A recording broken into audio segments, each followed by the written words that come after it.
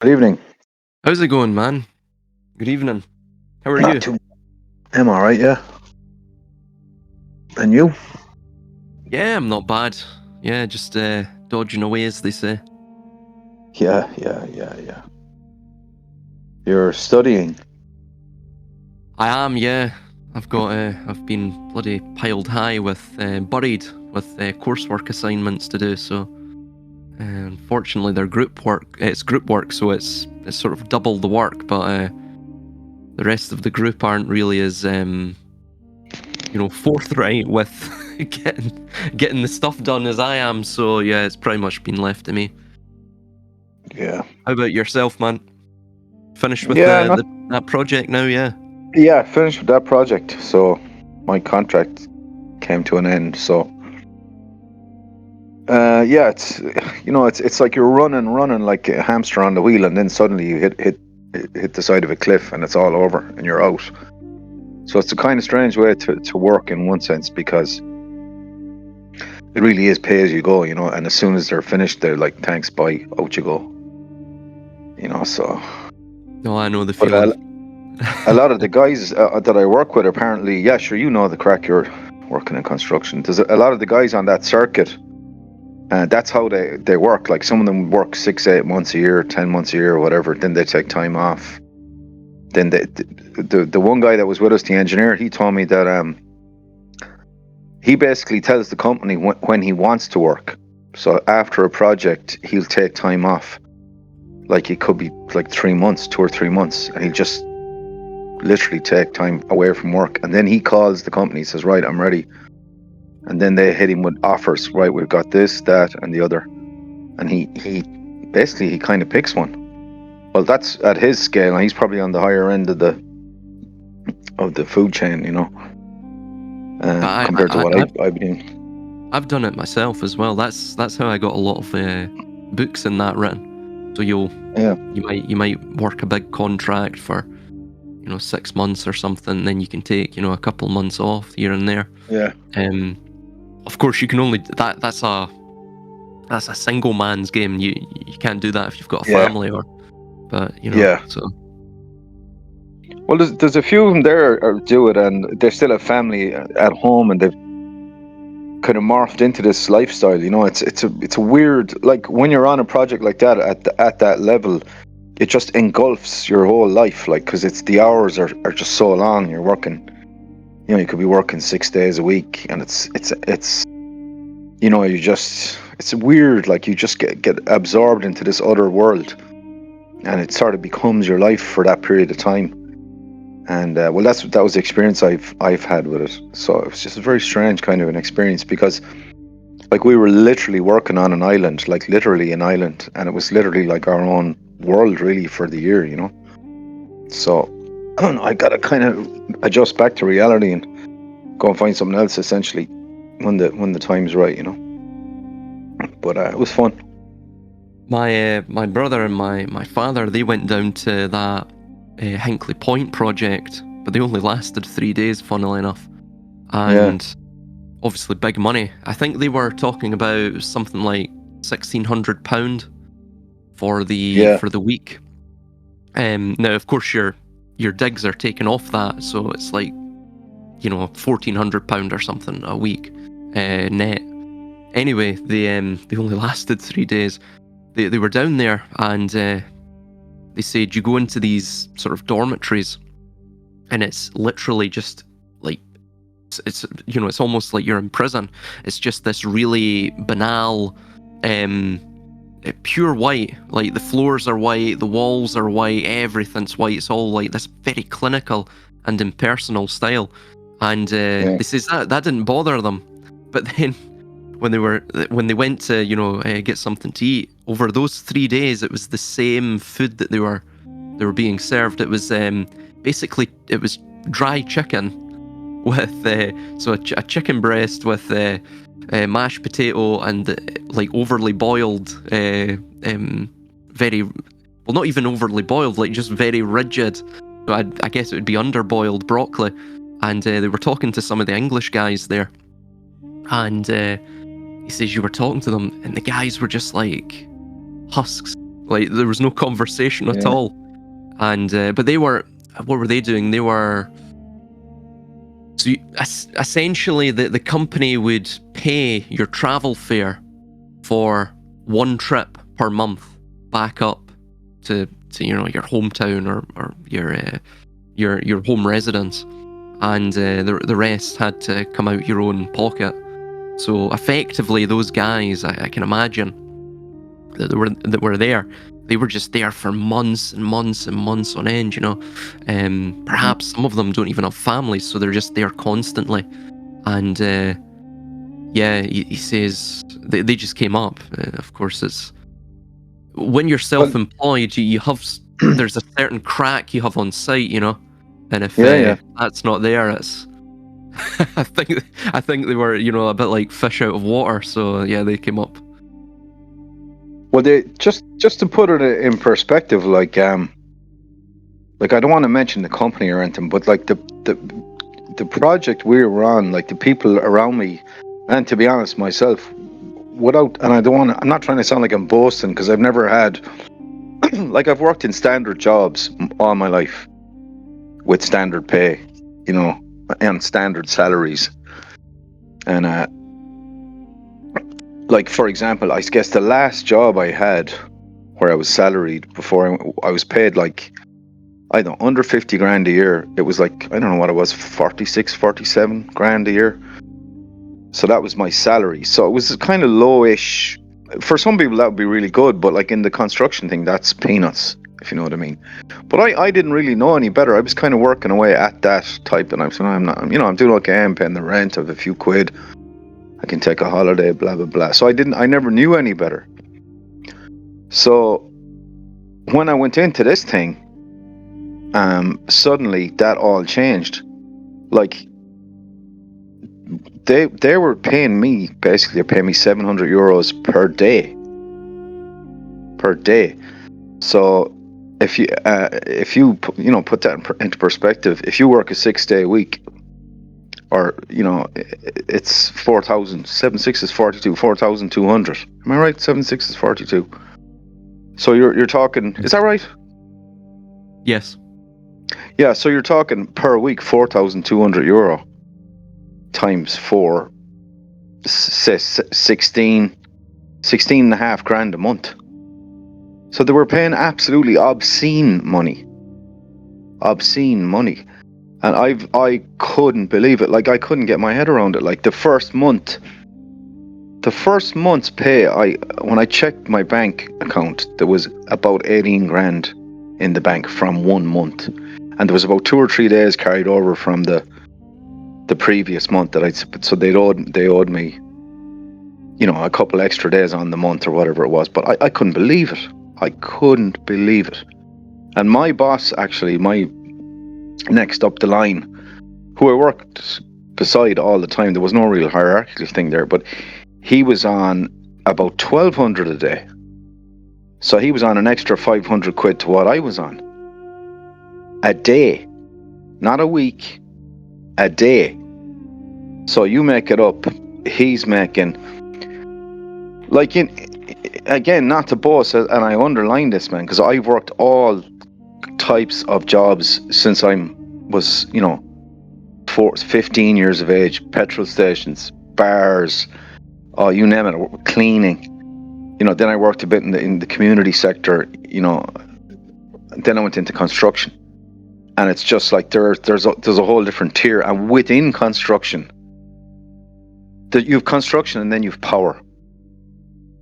And once you start getting into electrical power, the money just is insane. It's insane. So I've never experienced anything like that. Like, I've never worked with someone who can foreseeably make 300 grand a year. Or those kinds of figures, or 400 grand, in there, that's what they're getting paid. Because whatever the way these companies have it set up, like, you're a contractor, so you're set up as a company. It's Silas Incorporated kind of thing. It's your company, so they pay you. They don't deduct any PAYE, PRSI. There's nothing taken, no tax. They hit you with a lump sum, and you were responsible for the tax side of it. So anyway, that was I don't know. It was an eye opener, certainly. Certainly. We had the same thing up here with places like Aberdeen with well, it's sort of died down now, but maybe back in the early 2000s, you had all the way probably to the mid to 2010s, you had the energy sector up here. So oil and gas, and I mean, they were making obscene amounts of money as well, especially with the construction there. So it's anything that's tied to infrastructural development. And Ireland, of course, is seeing a boon in infrastructural development right now. And of course, it's not Irish development. It's not Irish infrastructure, pardon. It's more of a corporate international infrastructure. So when you get into that side of things, it really, it was the same. Of course, it was same in Aberdeen at the time as well. So it's anything where they're preparing for things internationally speaking, then the money seems to draw there. Again, because they're attempting to bring in the best. That's ultimately what these companies want, and it's part of the globalized thing as well. So it's. Well, let me just say this, man, and I have to stop you there, and in a jovial kind of humorous way, but the best, right? The level of characters did you ever get Viz comic years ago with all the characters that were in it? I've actually heard about it. Yeah, it was basically like the cast of Viz comic. It was like the most dysfunctional, hilarious cast of a unruly mob of a dad's army that you can imagine. Like, it was, talk about dysfunctional and talk about managerialism, all of it, just total dysfunctionality of epic proportions. Like, really? Oh, wow. Unbelievable, mate. Unbelievable. I've never seen anything like it. Like, it's turned my world upside down, because you go into any given career and you think, right, I'm going to work hard and I got to be better than that guy to try and get to here, and I got to, and then suddenly you get a peek into the big earners and you expect, right, this is going to be really ruthless, and it's the complete opposite. It's totally dysfunctional. Like, the people in, like, every second one, they were alcoholics, they were on cocaine, they were sleeping around with the cleaners, they were, you name it, like, it was like anything you could think of that was sort of dysfunctional, it was there in yards, like, including the actual, when it came to the job itself, like messing stuff up, measurements. Jesus, man, every construction basic item you can possibly think of, they messed it up. It was unbelievable, like, and then they're absolutely rotten with money, rotten with it. There's just money falling out of the sky. There's no, I've never encountered anything. Maybe I'm maybe I've lived a fairly humble life, I suppose, by anyone's measure who would be successful in career wise or anything. So for me, it was a bit of an eye opener. But maybe if you've been in this world for long enough, it's not so astounding. But I've never seen anything like it. It was unbelievable. Oh no, especially down in places like Hinckley. Faslane was another one. There's a few of them, actually. Hinckley, Faslane, HS2. Basically, wherever there is government infrastructure being built that's tied to corporations, and essentially the government infrastructure is, by and large, corporate infrastructure, because we live in this sort of weird corporate fascist system.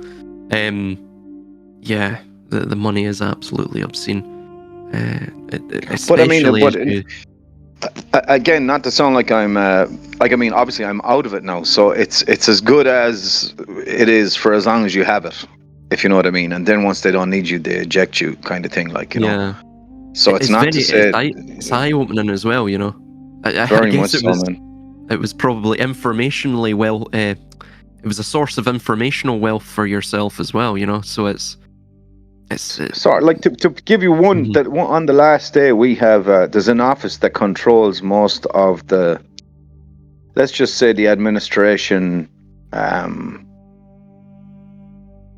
it'd be one of the main, if not the main, administrative mechanisms for controlling all the works on the site has to come through this certain office, right? But the guy in the office is a stoner, really, right? He's a total stoner, and he never leaves. He's asleep for most of the day with his feet. He takes off his boots and puts his feet up on the chair, you know, and he's asleep in there with his hood up, of course, the hood up. He's a young fella, like, you know. Maybe I might be careful what I say here, but he was ex-armed forces, and they threw him out of the armed forces for failing the cannabis test or whatever. So he ended up with us. And make a long story short, on one of my last days here, he told me that he'd managed to shit his trousers inside the fucking office. Oh, like he literally. Oh, what? So he says this kind of stuff, like, you know, like, I said, what? And he goes, yeah, mate. He says, you know, I thought I was making a fart and it followed through. And he says, I've no way home. You know, I've thrown my jocks in the bin. You know, I've thrown my jocks in the bin, right? And he's like, I've no way home, so I've had to ask the engineer to drive me home. So, like, with one fart, he took out the whole admin section and the senior engineer for half the day. Do you know, like, this is the kind of level of stuff you're dealing with, like, you know, it's just an excro-terrorist. Yeah. Oh, Jesus Christ, man. Funny. Great laugh, man. You know, but like, not sustainable, I think, in hours, and you know, in terms of, you know, it is the hamster wheel. But Jesus, man, are they making money? You know, it like, you know, you think what people have to do to get a few quid together. And then you see this stuff and you're like, oh my God, the world is just so kind of upside down. You know, the rat race. Like, this is a very lucrative corner of the rat race, if you know what I mean. But like, there's people out there that are incredibly lucky that are making money and are like, they have no worries whatsoever about the way things are going or anything like that, you know. And they don't care. You can, and I mean, that's where we were. I mean, that was, to a working fella like myself, that was a few quid. We're starting to see a few quid for the first time. So you can imagine up the food chain, you know, when you start dealing in circles where suddenly you're making, you know, hundreds of thousands into millions into whatever, and the sky's the limit, that rapidly you just lose, you know, you lose any frame of reference for the reality that most people are in, like, you know, and oh, yeah. And potentially you may not, you know, you stop caring, really, I suppose. You know, you see the ordinary, you know, working class, middle class as just being, I don't know, something you don't have to care about, like, you know. So yeah, it was a little window into that kind of thing. Yeah, the wealth inequality definitely it create, and you see as civilizations go on and develop and evolve through their life cycle, the wealth inequality creates a psychological inequality between the two camps, and this is where you get, you know, rebellions from the underclass and things like that. And what's your opinion upon managerialism? Have you got any insights with the managerialist mindset? And well, it's just I mean, I followed some of your stuff that you had spoken about to you know, a small amount, but one kind of insight into it was, like, I remember working in the public sector, sort of local government, that kind of area, and I remember the narrative at the time was, and the commonly accepted wisdom was, that the private sector was far more competitive and far more cutthroat, and you had to be much more clever and much more ruthless to survive. And the public sector was, you know, was fat, lazy, inept, incompetent, defunct, moribund. You know, it was like, you know, the two sectors were vastly different. But when I went into the private sector that I've just been in now, I've just described to you, the senior administrative officer having to discard his underpants in the bin, you know. And but the point I want to make is, if you get into an organization that's large enough, a corporate entity that is large enough on the global scale, right, they actually morph from private back into like a public sector way of operating. They become moribund, and they lose their critical energy because they're too fat, too big, and too unwieldy.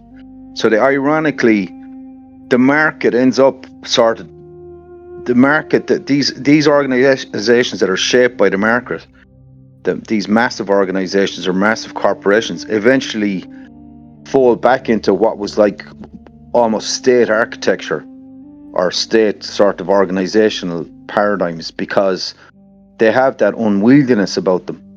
So that's possibly might illuminate some of where globalism might be headed. This mono, and you've mentioned it yourself, that this idea of collapse, imminent collapse or inherent collapse in the system because of its imbalance.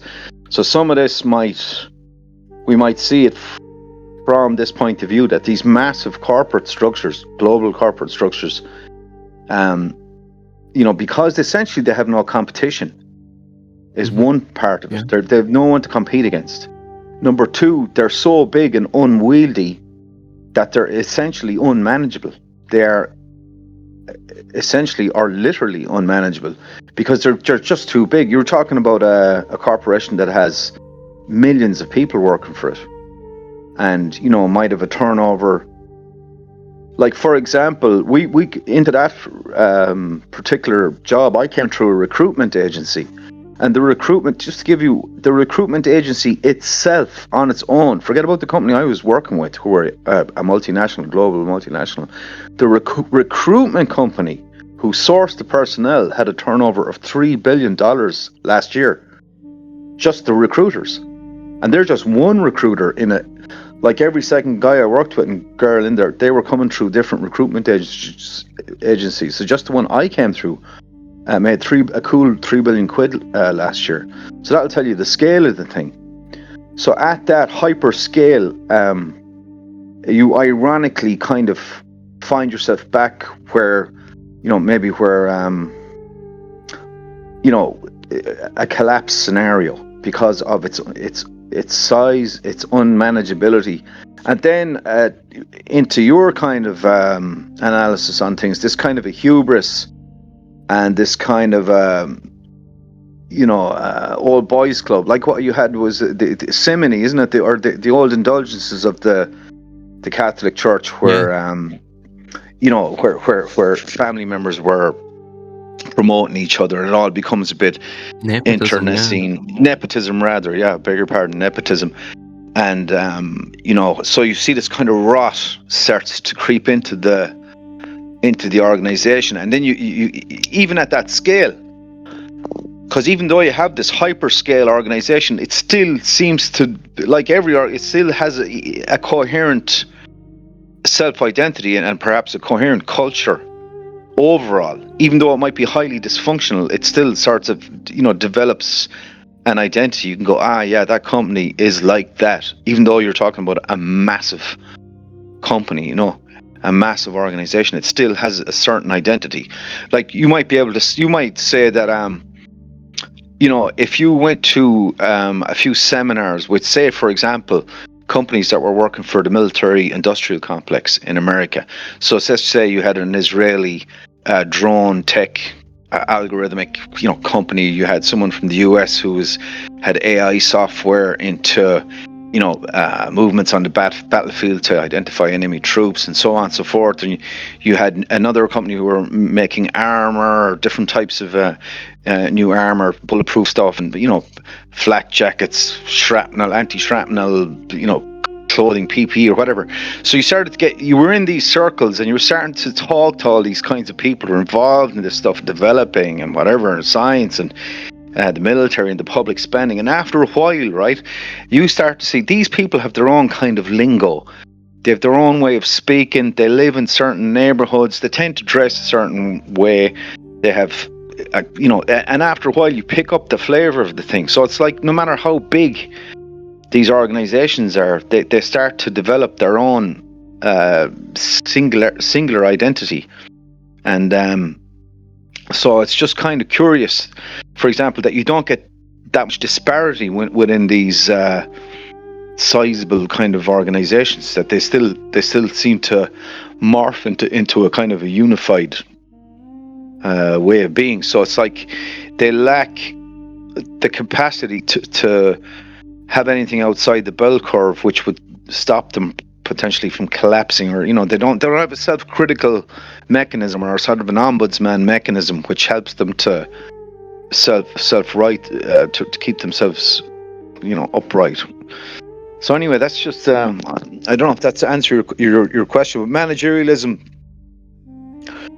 like, I don't know, I'm not too overly au fait with the term, but I don't know. I think as something that's a spin-off of globalism in terms of a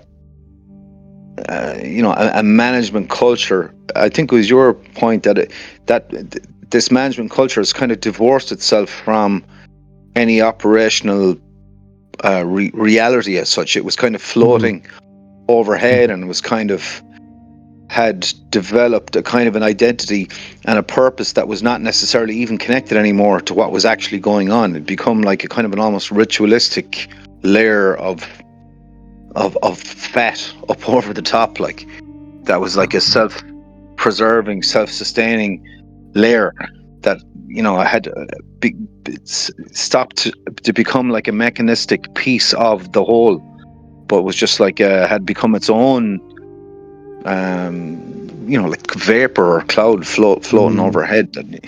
So I think perhaps globalism, or this mono culture that we're in, really is in a way it's sort of tied in with an eventual managerialist class or culture or thinking.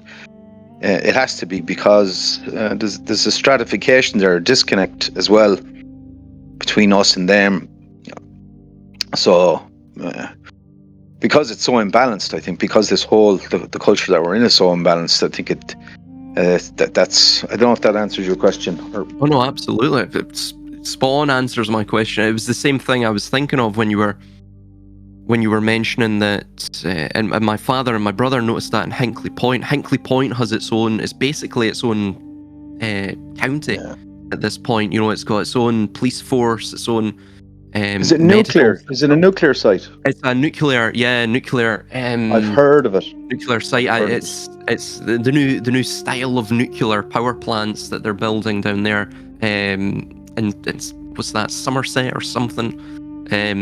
Wherever they were, but it's so it's almost it's got this it's this echo chamber. It's this ideological bubble, if you will. And I noticed the same thing, and you were mentioning it with that large job. You were on this island, right? But it's interesting because I feel the same thing in university. It's this sort of closed off. It is like the quintessence of liberalism, distillated in a university experience, right? And it's you've got this multiculturalism that really on the surface looks great. It's met with the propagandistic ear-to-ear smile. It's met with this jubilance and celebratory ideals that surround it, right?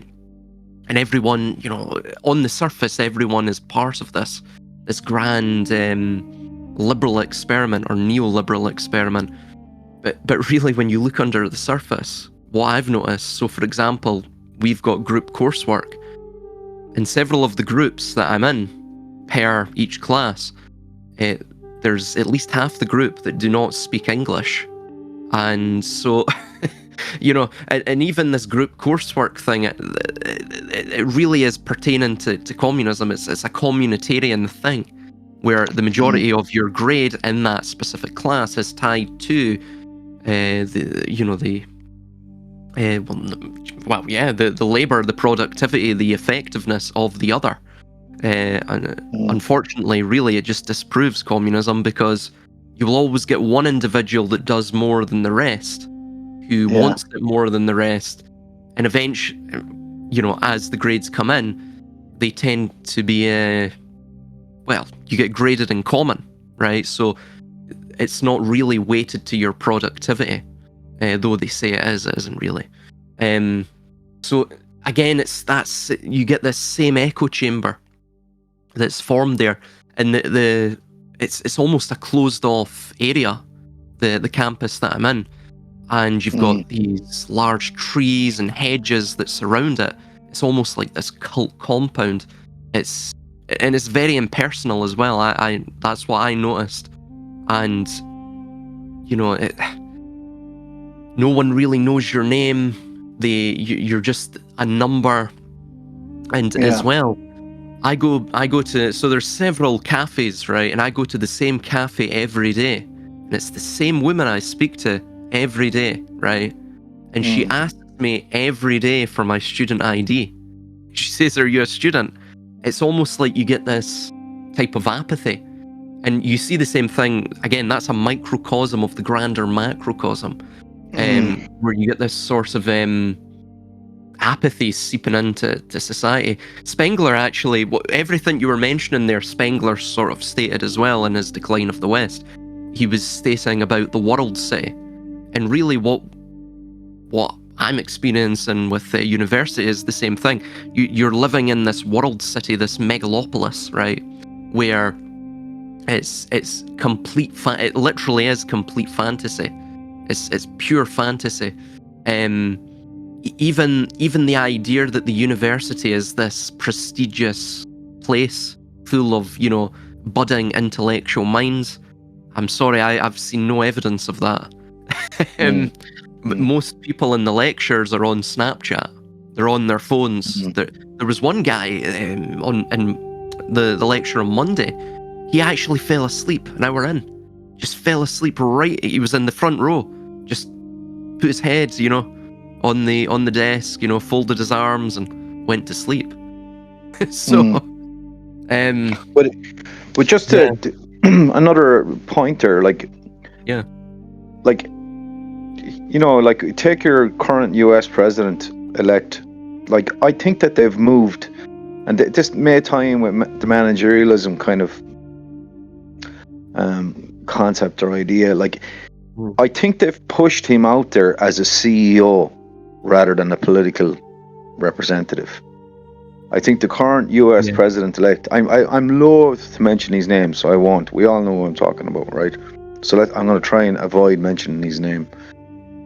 But I think that he's cast as a CEO character, like a boss, like an old school capitalist boss of some big company who hires and fires, and sees things in terms of winner and loser. And there's all this rhetoric. And like, if you were to pass him on to an English literature class who did critical analysis on narrative, on essays, on fiction, and say, right, guys and gals, I'm going to give you an hour's worth of, or half an hour's worth of snippets of this guy speaking, talking, speeches, interactions, and I want you to dissect him as though he was a fictional character and tell me what was my intention in putting him together. What kind of a character was I putting together for the play? And they go, okay, and they'd sit there and they'd watch him. They'd watch his characteristics. They'd start analysing his language, how he speaks, how he presents. And I think that's like, if I asked them, what is the trope? What is the trope here? What is the subtext? What is this character in essence? They'd say, well, this character is a CEO. He's a boss. That's what he is. He's a boss. He's not a political representative. He's a boss. And I think this is very, very clever, because what you're seeding into the public mind by presenting your most senior political representative, when you present him as this type of character, you're seeding into the public mind that the political representation is dead, it's gone. That now arch capitalism rules, the market rules. The market has hatched out of the egg and has overridden democracy, has overridden the Enlightenment, has overridden the values of Renaissance, has overridden, It's everything almost that. like, Yeah. sorry, it was just really Go ahead. No, quickly. go ahead. It's almost like the market or the economy is the new god, and that's what I've noticed as Yeah. well. Yeah. And you've got this grand abundance of convenience, but the issue is we're sort of lost in convenience. And this is the problem with the managerialist state as well, and why I'm bringing up, these observations from university that really shows this sort of civilizational ennui, this grand listlessness throughout all of society, is because, well, firstly, I mean that's a great state to have the population in, right? Because there is no tomorrow, there is only the now. So it's easier to control their horizons, because of course, it's easier to control their future, to control even the immediate environment, because their horizons are so narrowed. They don't think intrepidly. They're not thinking about the future. They're thinking about, well, what am I going to do this very moment? Or, they think like a goldfish, essentially. They've got this very short-term time horizon. And I think you're right on the money. It's almost like what they're attempting to do with this new corporate managerialist system that we see taking shape, this sort of nascent technotronic age, right, that we're in, is that Trump is a symbol. He's a symbol. Yes, he's a boss. He's this CEO character, but he's a symbol for the for where we're going, the trajectory of travel. It's a barometer almost. And I think the values have shifted. That's the change. That's the barometer. They're shifting the values. Sorry to interject. Go ahead. No, absolutely. No, please, I was finishing my point. Yeah, absolutely. So I think that's why, and I think that has been done in Russia, for example. Like when they want to put into the public imagination what is the state of the nation, where are things, they often will do it in the figurehead. They'll do it in the king. Will have characteristics which will represent to the society what is the state of that society, what's its condition. And for example, I think they might have done it with Boris Yeltsin, if you remember, the drunken bear, drunkenly falling around the place. Like, he came to Ireland, to Shannon Airport, and he was to visit the Irish, president at the time, or whoever, the Taoiseach, and he was literally too drunk to get off the plane. He was a drunken buffoon. Now, I don't think that was done by accident. I think what was being presented to the Russian people through the character and caricature of someone like Yeltsin was that Russia had collapsed. It was in a state of collapse. It was drunk, and it was falling apart. It was in a civilizational stupor. Yeah, exactly. And I think they're similarly with someone like the current U.S. president-elect. They're telling the public the values have shifted. They're away from the constitutional, democratically elected state of the nation. We're now dealing with a CEO, who's bombastic, who makes wild, outlandish gestures and statements, who's, in inverted commas, not afraid to tackle the politically correct kind of brigade, like he's a hero, like he's a working man's hero, like kind of thing, like. And it's a pitch, it's a big PR marketing scam, dressed up in a political guise. And I think that's kind of what he represents as such, and he's probably representing the tipping point, the desperation of that nation as the American dream slowly turns into a nightmare. It now starts to cling and look for somebody who can, get their stuff together, get their shit together, sort of thing, and punch their way out of the fog. And I think that's why the character of him has been presented in that way. Well, this is also part of the problem, reaction, solution as well. So it's, again, with the way that managerialism, and you probably see it, well, we all see it with, even the private sector bureaucracies, right? Is the only way that a managerialist state will expand its mandate for power, at least in a way that is legitimized by those they're ruling over, is by establishing problems.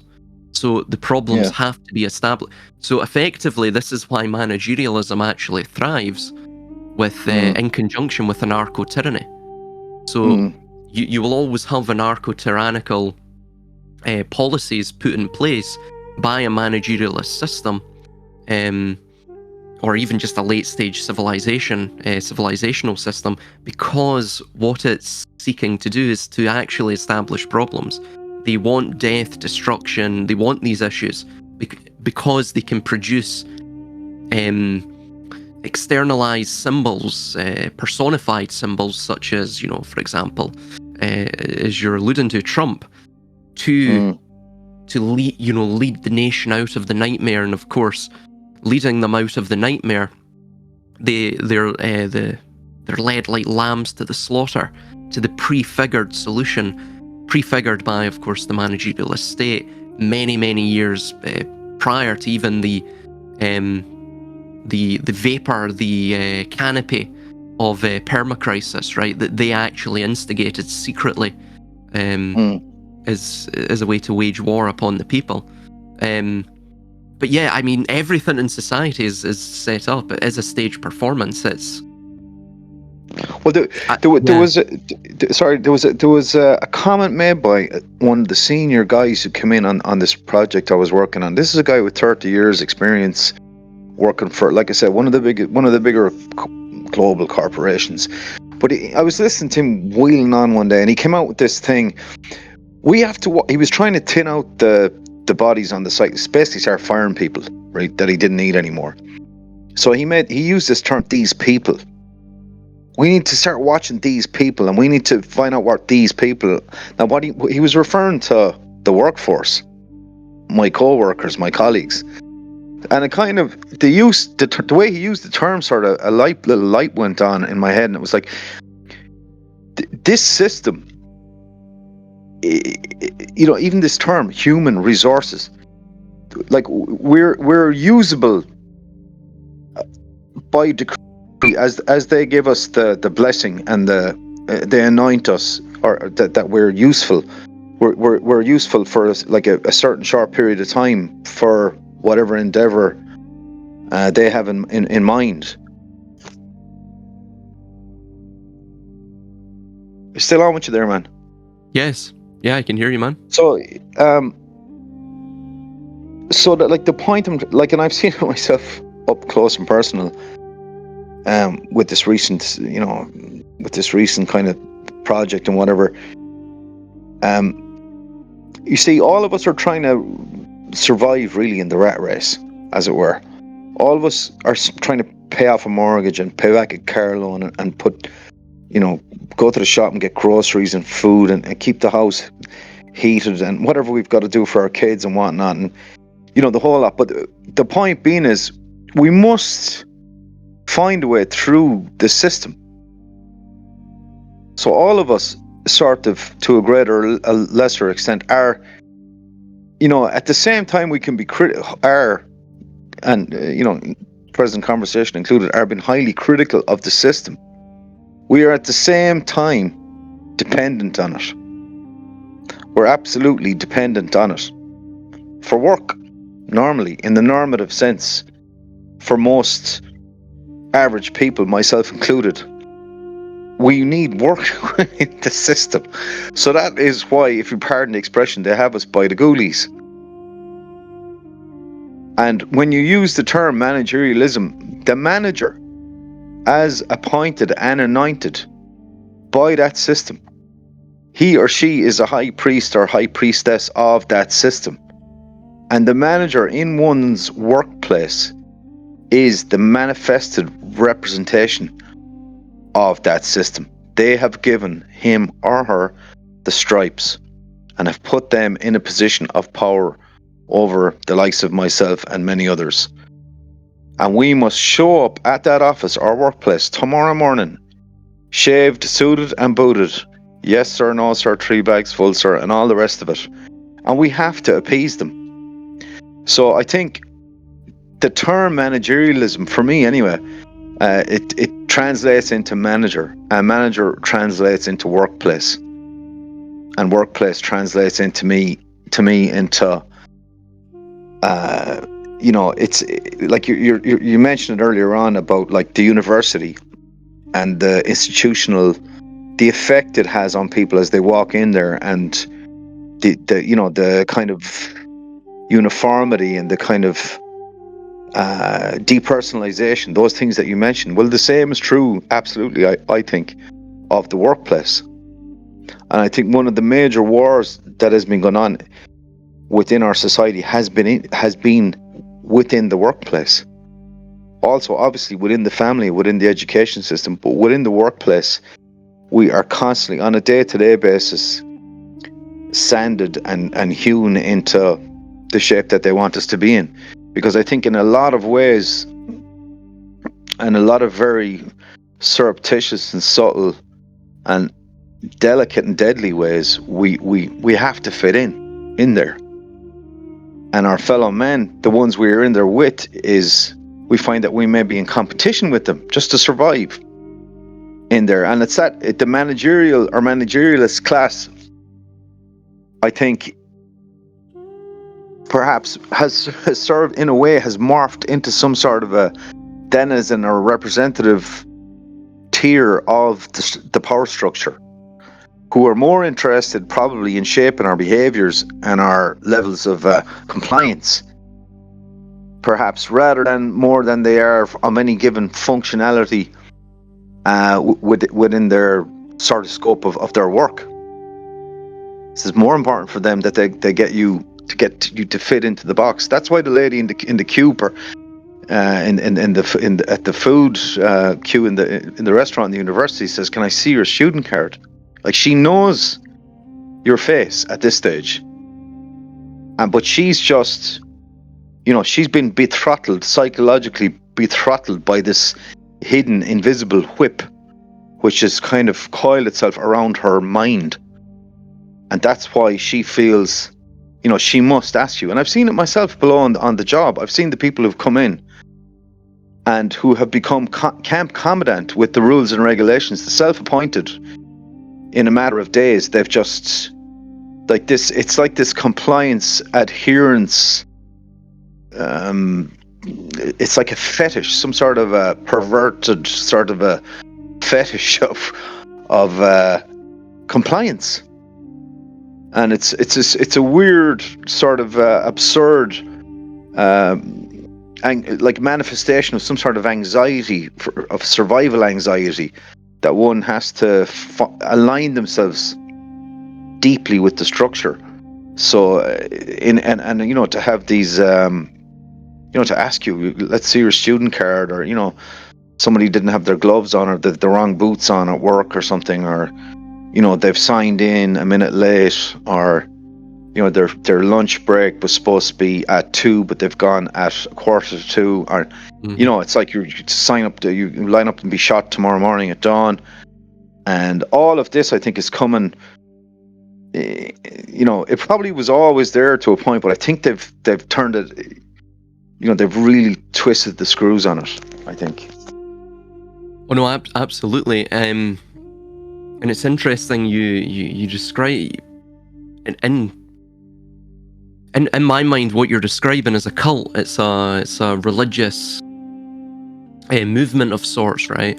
And there's a lot of magical thinking involved in even maintaining oneself in such a structure. And no, don't get me wrong, we are dependent upon it, but it seems as well that the convenience is slowly diminishing within the system, and Well, for example, in the UK, we are going to be met with the last free choice we will ever have, which is, do we choose the digital ID or do we reject it and resist it? So effectively what you're seeing is we're now moving from the age of post-industrialized, managerialized systems, and we're moving into their final evolved form, which is a sort of technotronic dystopia. And there was an interesting YouTube video I was watching on this, and it stated, what if modernity isn't a break from the ancient world at all? What if it's the final stage of a plan set in motion thousands of years ago, a vast invisible ritual designed to extract obedience and energy from the many? For thousands of years, temples demanded offerings to keep the world turning. Today we call it the economy. The altars changed shape, but the logic never stopped. The priests became executives, the altars became banks, the sacrifices became careers, the chants became data. The myth of progress hides the truth, the ritual never stopped. And I thought it was very profound. And it's things that, I've not necessarily put it in the same terms, but it's thoughts that have crossed my mind in days gone by. And I was just I was listening to the video when I was in university and just walking through, and I thought, you know what, in some way it is correct, because you have the economic problem, right? The economy is essentially the god. They don't care about anything bar the economy. So you have this sort of Faustian man, which is as Spengler stated, the soul image of the West. And the Faustian man is constantly seeking after and pursuing, almost as Orion pursues the feminine and luscious Pleiades, right?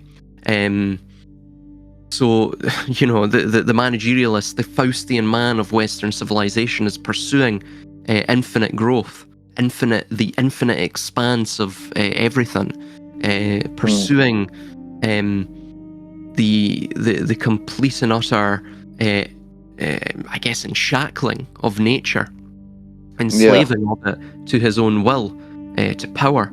And then eventually what you're seeing with digitalism is effectively the psychological self-fulfilling prophecy of the Faustian man, which is, if he cannot control nature directly within the material world, he will create a virtual world wherein he will actually separate and detach himself from nature, and detach the entire world from nature itself. So, and this is done through algorithm. It's done through this sort of this. I believe algorithm actually means of the dark land, right? Al-Khwarazm. Of the dark land, of the black land, so of the void, right? They're children of the void. And really this is where Faustian man is taking himself. Of course, I don't think he's going to take the world there, but he will destroy himself. And I'm seeing that, the world is superb, right, in terms of the convenience it offers with technology. But there's really something we've lost along the way, and it's with managerialism. There's, and I think Spengler spoke about this with the world cities, but managerialism, it sees everything through a mathematical lens. It sees, like we were saying, human beings as social capital or human resources. It only sees human beings in their use. It doesn't see human beings as an intrinsic factor of worth. And you really can't run a civilization like that, because eventually the human spirit will reassert itself, and of course that reasserting of itself will be through the deposition of the illegitimate power structure of the managerialist state. And finally as well, it disregards the soul.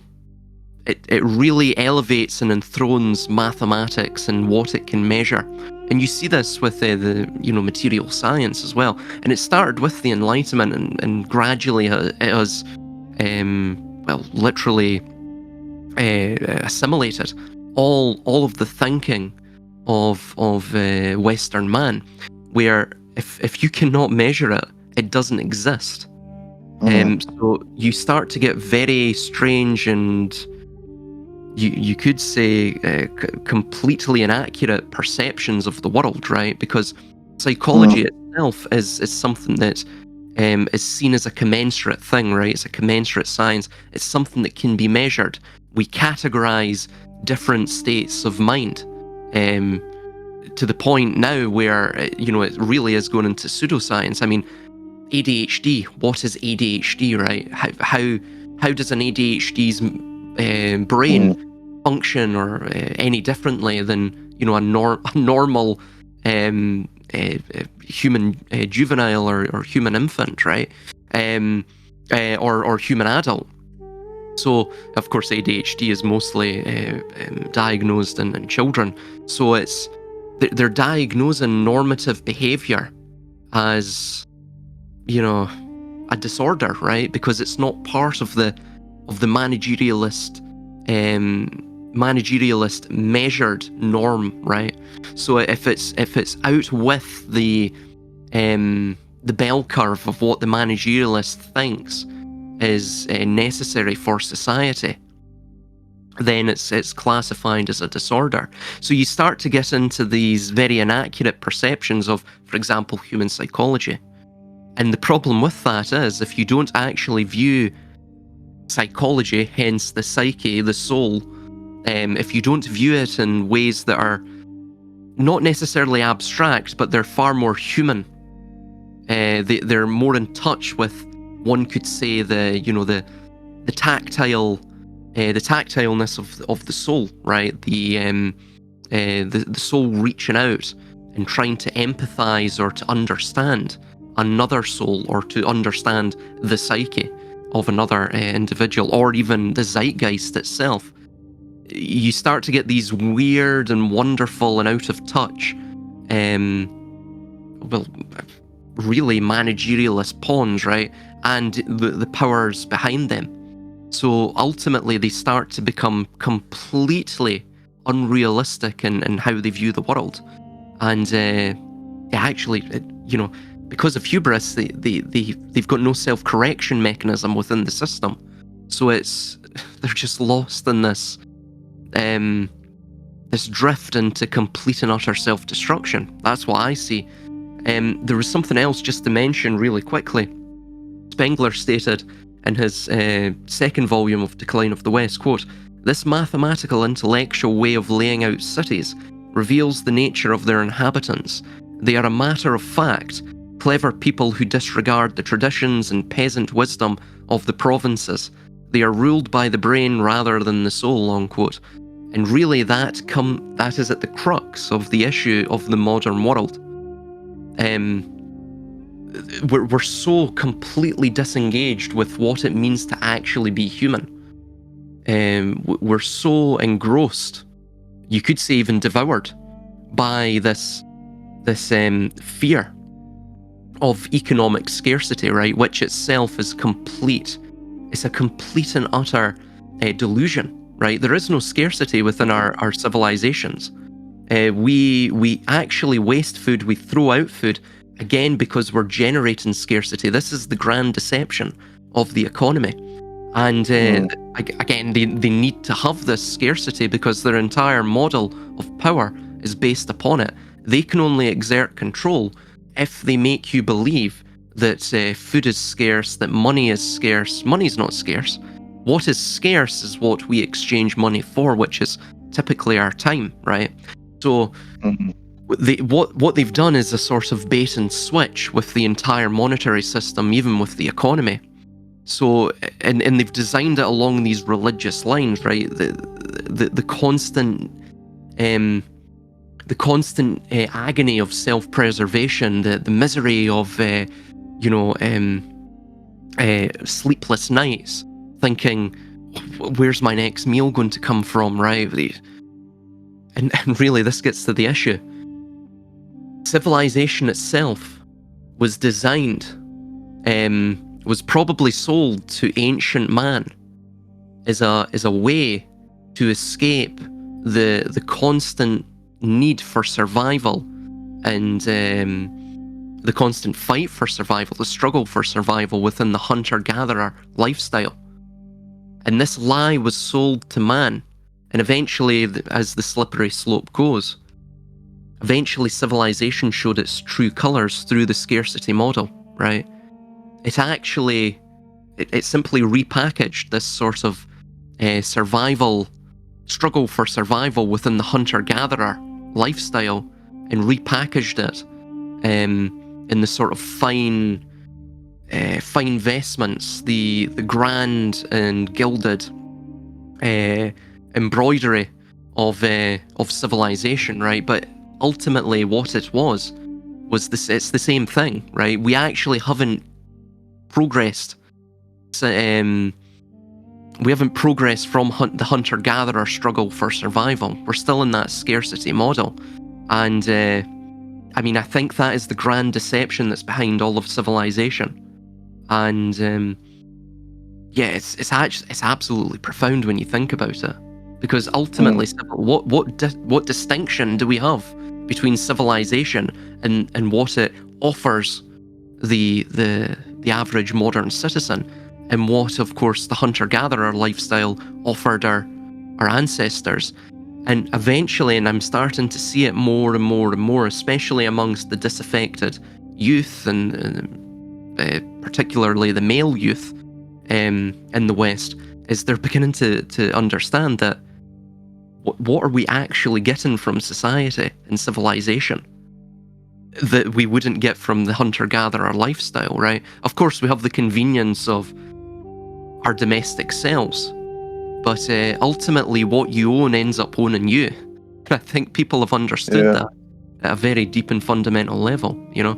So I don't know if you have any comments regarding that, you know, society, the modern world is a religion. What do you think upon that, man? Well, I don't know, man. Like what I see around me is, I don't know. I see kind of like the cat chasing his tail. You know, that there's a kind of in the room full of mirrors, or there's a kind of the herd instinct is like strongly at play. Like, and the religious cult analogy is probably a good one, like, you know, because again, it's back to this system. Like, you need to survive one needs to survive in the system, so one is dependent on the system. So the system has set up certain values as being the favorable ones for survival and progress, and you know, other values or other things, as you said there when you were speaking, you said we've lost them, but they've been I think purposely discarded. We've shaved them off ourselves because we see them as kind of unclean, unnecessary, and, you know, even though they're human characteristics, but we've seen them as kind of they don't help us to move forward. And slowly over time we morph into this new sense of being. And but I think, like, as a society, we favor that. We favor it. As the person in the cult, like the UFO cult, where they all those unfortunate people supposedly committed suicide because they believed there was a comet coming to bring them to a different planet or whatever, to a better lifestyle, whatever it was. So they kind of enter into that belief system, and they, you know, there's certain phenomena in the human mind once in a while that can be extremely destructive. When someone gets a sniff of utopia, and it's surprising, like, how low you can foreseeably find yourself in with that pursuit in mind. It's like a kind of unrequited love or one-sided love. Anyone who's ever had the misfortune of finding themselves in such a situation where you're blinded by that false light, but the false light is so pretty and so you're so enamored by it at that point that it's like an addiction. You can't let go of it because it fulfills some void or there's some value system, and it's back to this idea of this CEO president, or the managerialist slash manager priest who we must find favor with in our workplace or whatever it is. Like there's a whole change in the values that has caused us to walk away from a lot and to become a different society, a different people, a different human in order to fit the bill. But what we've cast off at one point, we would perhaps as a society would have looked at it as a value, something we were proud of, or something that we felt we needed or was necessary. But slowly over time we move forward into this new way of being, and we forget ourselves. We start to jettison parts of ourselves that we feel we no longer need, or that these parts of they impede us. They're impeding us from getting ahead, or they're holding us back, or whatever. So, yeah, I think a religion is certainly it's a good way of sort of understanding it. But as well, I think what's important, and you said it to me a long time ago. You said all we've got to do is keep talking. And I thought about what you said for, whatever way you said it, stuck in my head. And I think you're actually right, because once you can kind of, again, it's like back to the English literature class who are studying a work of fiction, and they're analysing character, and they're analysing, the symbols in the novel, or the short story, or they're looking at things like atmosphere and the emotion and the turns, the pace. They're standing back and they're seeing, how does it work? How does it all fit together? What are the cogs and the wheels? What is, who's the nemesis? Where's the love interest? Where's the villain? Where's the hero? How are they pitting together? How does it work?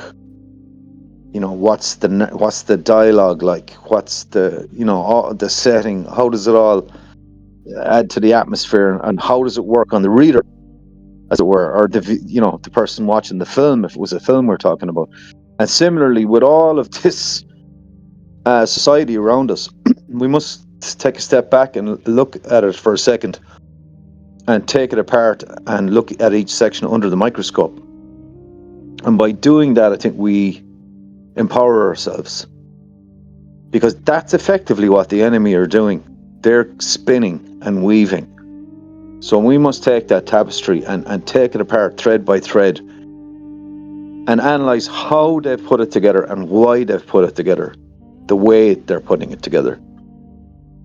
So this is an important thing, and this ties back into stuff like media, with the presentation of any information and all information in media. For example, what we've been told is happening in the world around us at any given second, from any media source, is to be understood in that kind of light, with that level of insight, because you can assume that all of it is weaponized to a greater or lesser degree.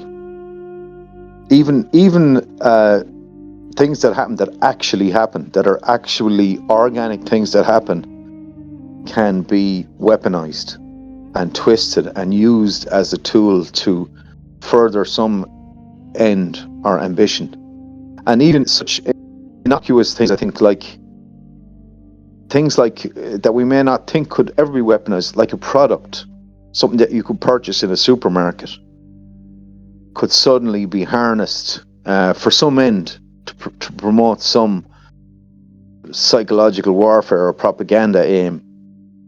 So it's I think the more we can kind of unpack what's happening around us, the better position that we're in. And I think it's a hugely important survival tool for the modern world, is this capacity for critical analysis, and this capacity to stand back and look at things as a whole. Like, it's why I was loath personally to jump into any looking at this this man who was supposedly shot, this Trump associate or whatever, I was loath to jump into it because I didn't want to know. I just purposely did not want to know. I didn't want to know if there was an occult symbolism around it. I didn't want to know if it had happened on certain dates and certain colors and certain whatever.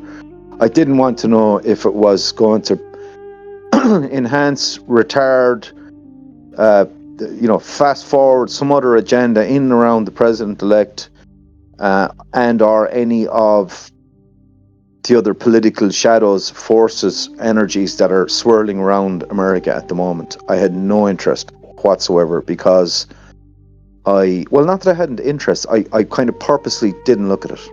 And it's not just to hone in on that subject, because I know you've spoke that you have looked at it, Silas, and with respect to that, but not just to pick on that particular news item, but any and a multitude of other ones that have happened recently. I've kind of mentally detached myself from it all. Like, for example, I have no TV in my house. I have no television. There is not a TV set in the house at all, and there hasn't been in, I don't know, a year. And stuff like that. There's little stuff like that where I've tuned out. I've effectively tuned out of a lot of it and I've stopped wasting my energy when I speak to people. I no longer try to get into it with anyone. Like, I can speak to the likes of yourself, or there's a few on here that we can kind of speak at this level. But most people, if not all people that I meet or speak to casually, I cannot and do not and will not have this type of conversation with them, because I feel they're not, most if not all people I meet are not capable of having it, because they do not have that level of that objective bird's eye view on the macro thing. They just don't have it.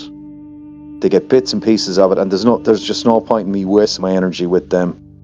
So I just smile and nod, and I understand where they're at, and that's fine. I actually don't have a problem with it as such, because they want to live in that world and understand things in that way. That's fine with me. That's not how I perceive things, but I don't want to sort of ensnarl myself with them.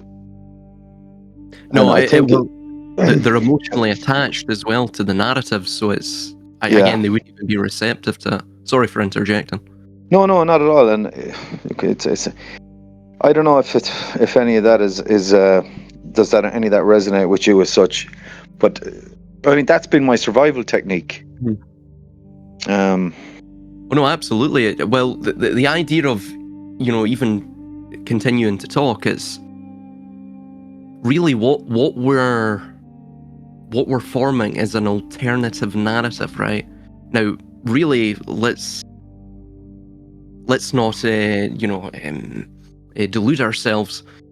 Societies are formed around narratives. The narrative itself is almost like the crux of the egregore, which is the society, because the society itself is like a thought form that is projected through the perceptual field of its citizens, of its members, whatever it may be. Again, it's essentially, by us continuing to talk, what we're doing is we're competing with the established narrative. That's what they really despise that. And again, that goes beyond even conspiracy speech. There's a lot of speech now that I'm seeing, for example, people speaking more about Spengler's work, speaking more about even the issues with modernity. A lot of this, I see a lot of social commentary that is very deep, and it's very deconstructive, but not necessarily in a manner that is of the traditional left, right, or even of the traditional right. It's something of I guess they call it schizo talk right nowadays. That's the sort of slang term for it, but it's something that looks very abstractly at our society, at our modern world. And through that lens of self-reflection, through competing, through these, the creation of these competing narratives, I think it establishes like a new vision for the world, for society, and it establishes a new soul as well. we shouldn't necessarily minimize or diminish the sort of alchemical work we're involved in, and it's not just us. It's essentially anyone who is speaking, are competing with the establishment and the established view of society and the world and how it functions, and what is quote quote normative. We shouldn't diminish our efforts. In fact, what we're in the process of doing is actually forging a new soul for the future, and that's why I see it's the holy grail, if you will, of resisting this thing, right? Again, an army doesn't just, of course, it marches on its belly as well, but an army just doesn't march. It has to fight. And armies do not fight unless they have some idea, some deep subconscious narrative that they can't necessarily put into words, but it is the cultural compass, if you will, within the crux of their minds. And that is what propels an army to fight. So a lot of these individuals I see in the comments stating, all you're doing is talking, no, what we're doing is we're actually establishing a new soul for the society. We're competing with the materialistic, managerialist system and their narrative. So in essence, in a certain way, yes, we have to be real about this. There's a lot of people that are complete. They're just, the blinkers are on, the lights are on, but nobody's home. That idea. They're animated, but they're not necessarily. They don't necessarily possess an animus. So it's they're not necessarily awake, nor are they receptive to being awake. But I see as well, touching upon really quickly something you stated, where you stated that people have almost shaved off, they've discarded these more human qualities, almost as an evolutionary adaptation to the environment that they're in. I agree, a lot of people have done that, but they've done it with I believe the intention that they feel that their sacrifice that they provide to the system will provide them some sort of semblance of quote quote freedom, right? And I just and even the idea of utopia, the thing that's actually propelling a lot of this managerialist nonsense, from the top all the way to the bottom of society, is the myth of progress, right? That is the soteriological, the savior complex, the savior figure, if you will, of the society, of the modern world. And when people understand that, come the apocalypse, the point of revelation, right? Where the Son of Man, this grand utopia, this figure of the utopia, comes into actual view, and it's no longer just in a blurry haze of future rhetoric, or rhetoric about the future rather, then I think people will begin to wake up, and I think the soul of humanity will begin to reassert itself, because human beings are adaptable. We're almost plastic, both in our bodies, our minds. We're highly adaptive. I think Bill Gates called us we're like cockroaches. I think that's what he stated. And in some ways, yes, we're about as adaptable as that. But the thing is, though, you can't really get rid of the human condition. Thousands and thousands and thousands of years, at least based on official records, human beings have never really changed. Our minds have stayed relatively the same. Don't get me wrong, we've adapted our behaviours per the society that we're in, per the environmental, the social environment that we find ourselves in. But on the grander scale, we never really change our natures. Our nature remains constant. And we actually see that even within the ideologies, the political systems that we form. The societies themselves, though, again, they don't necessarily repeat, but they sure as hell rhyme. And the political systems that we tend to craft and choose, they tend to be tried and tested, if you will. They tend to be outgrowths of our own biology, our own neurology, our own psychology.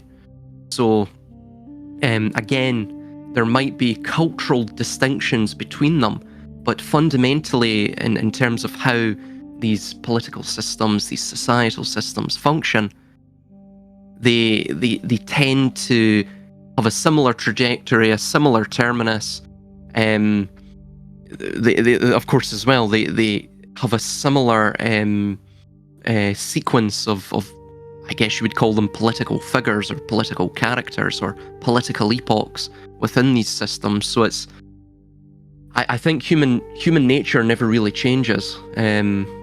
It's like a stubborn fact of reality.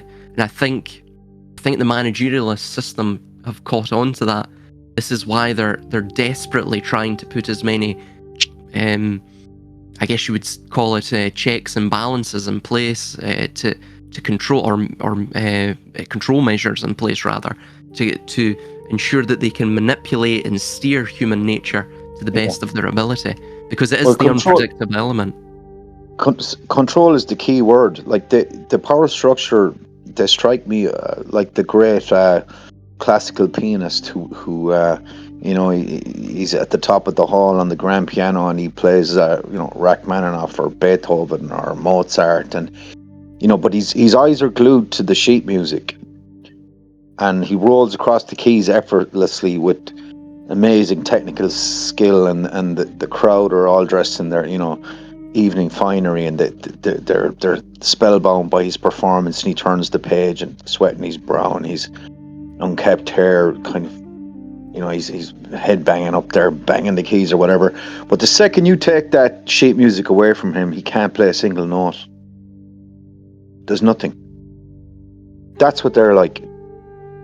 If you pardon the expression, they have fuck all. They have fuck all. And the reason they have fuck all is because they're not artists. They're bereft of divine inspiration. And that's why they need control. Because they don't have it. And they know they don't have it. That's why they are full deep down of a kind of a hollow self-hate. Because they have it artistically, impotent. Creatively impotent. They have nothing. So everything must be carefully arranged on the sheet and carefully ordered.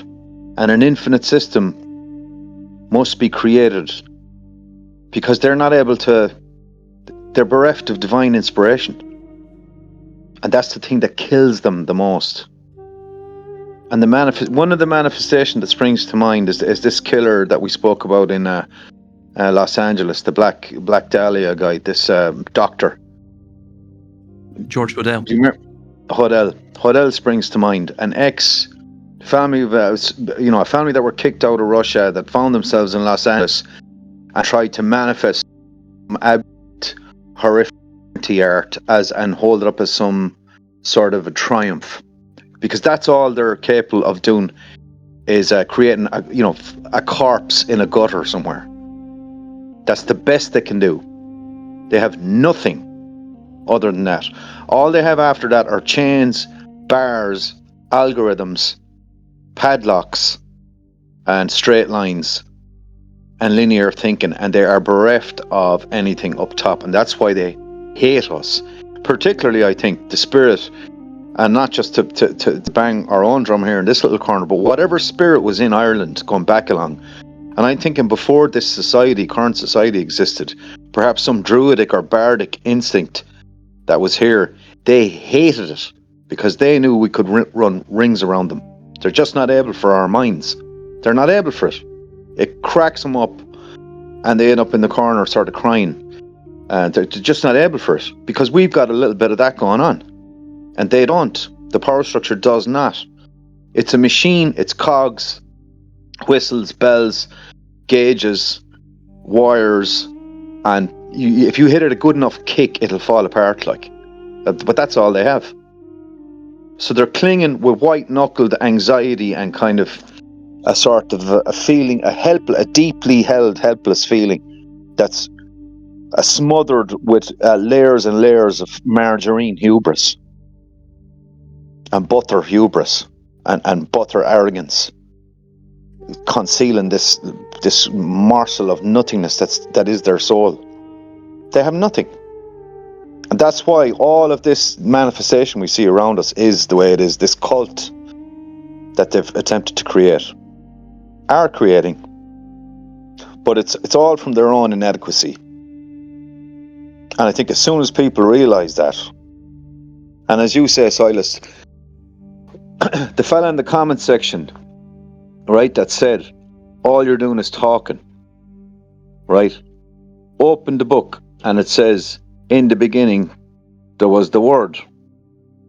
So the first aspect of creation, the first manifestation of the will is the Word. It comes from the thought. And in that Word is the hammer, is the axe that destroys this gargoyle that they've created. Because all of it can be swept aside with a kick, a dust to the broom. All of it. And that is something that society, those of us who still have some critical faculty, must, should, and can, and we should believe this. We should start, this is a starting point to believe that. Intrinsically believe it. As much as somebody in a cult would believe that the leader is divine, we must believe this, that it can absolutely be destroyed, because most of it is a sleight of hand of consciousness. It's a mutually agreed shit show that is based on, whatever criteria they've laid down. As you said, it's a manifestation of scarcity or whatever.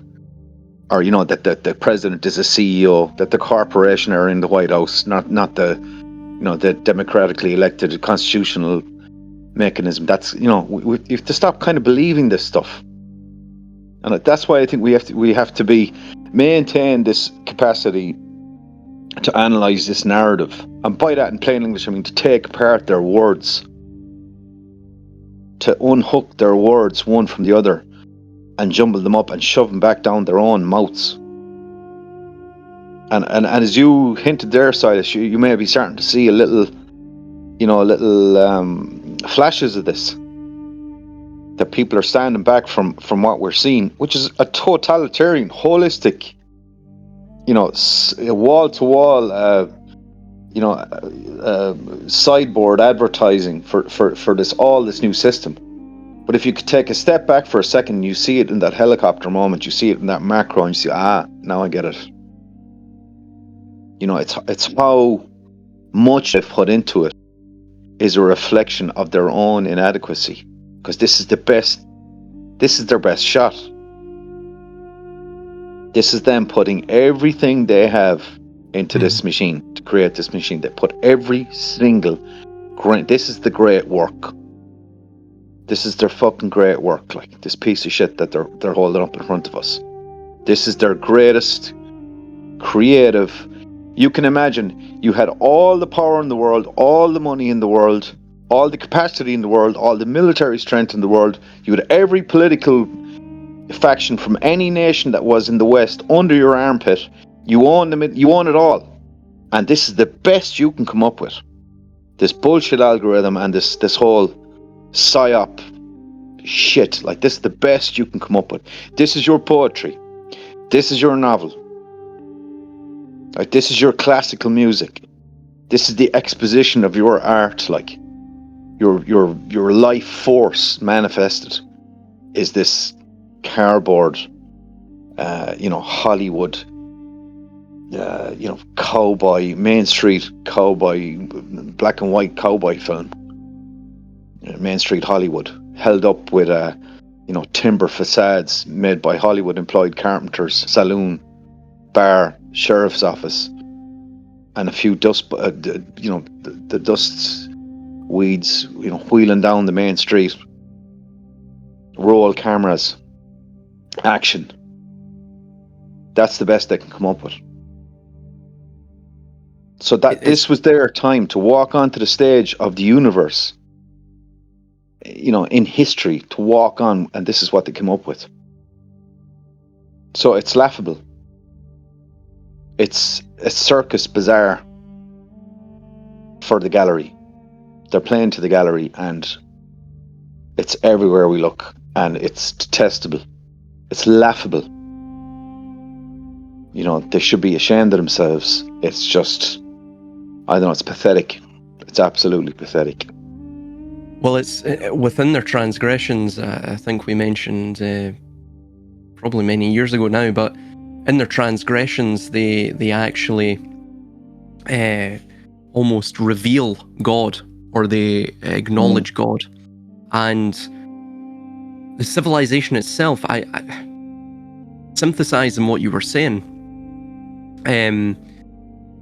into a sort of synergy of my own thoughts regarding it, is that the society is a religion because what they're attempting to do is they're attempting to create this machine, this Moloch, that we're all breaking our backs to lift Moloch up to heaven, as that poem Howl stated.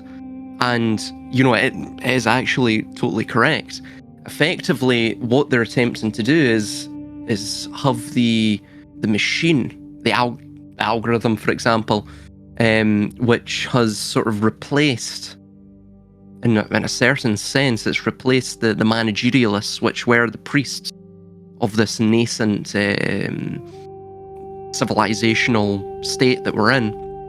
And the algorithm has become the divinator, the grand god of the market, right? And it is this sort of Molochian machine that everyone is looking towards and is attempting to either placate out of pure dread, or is attempting to,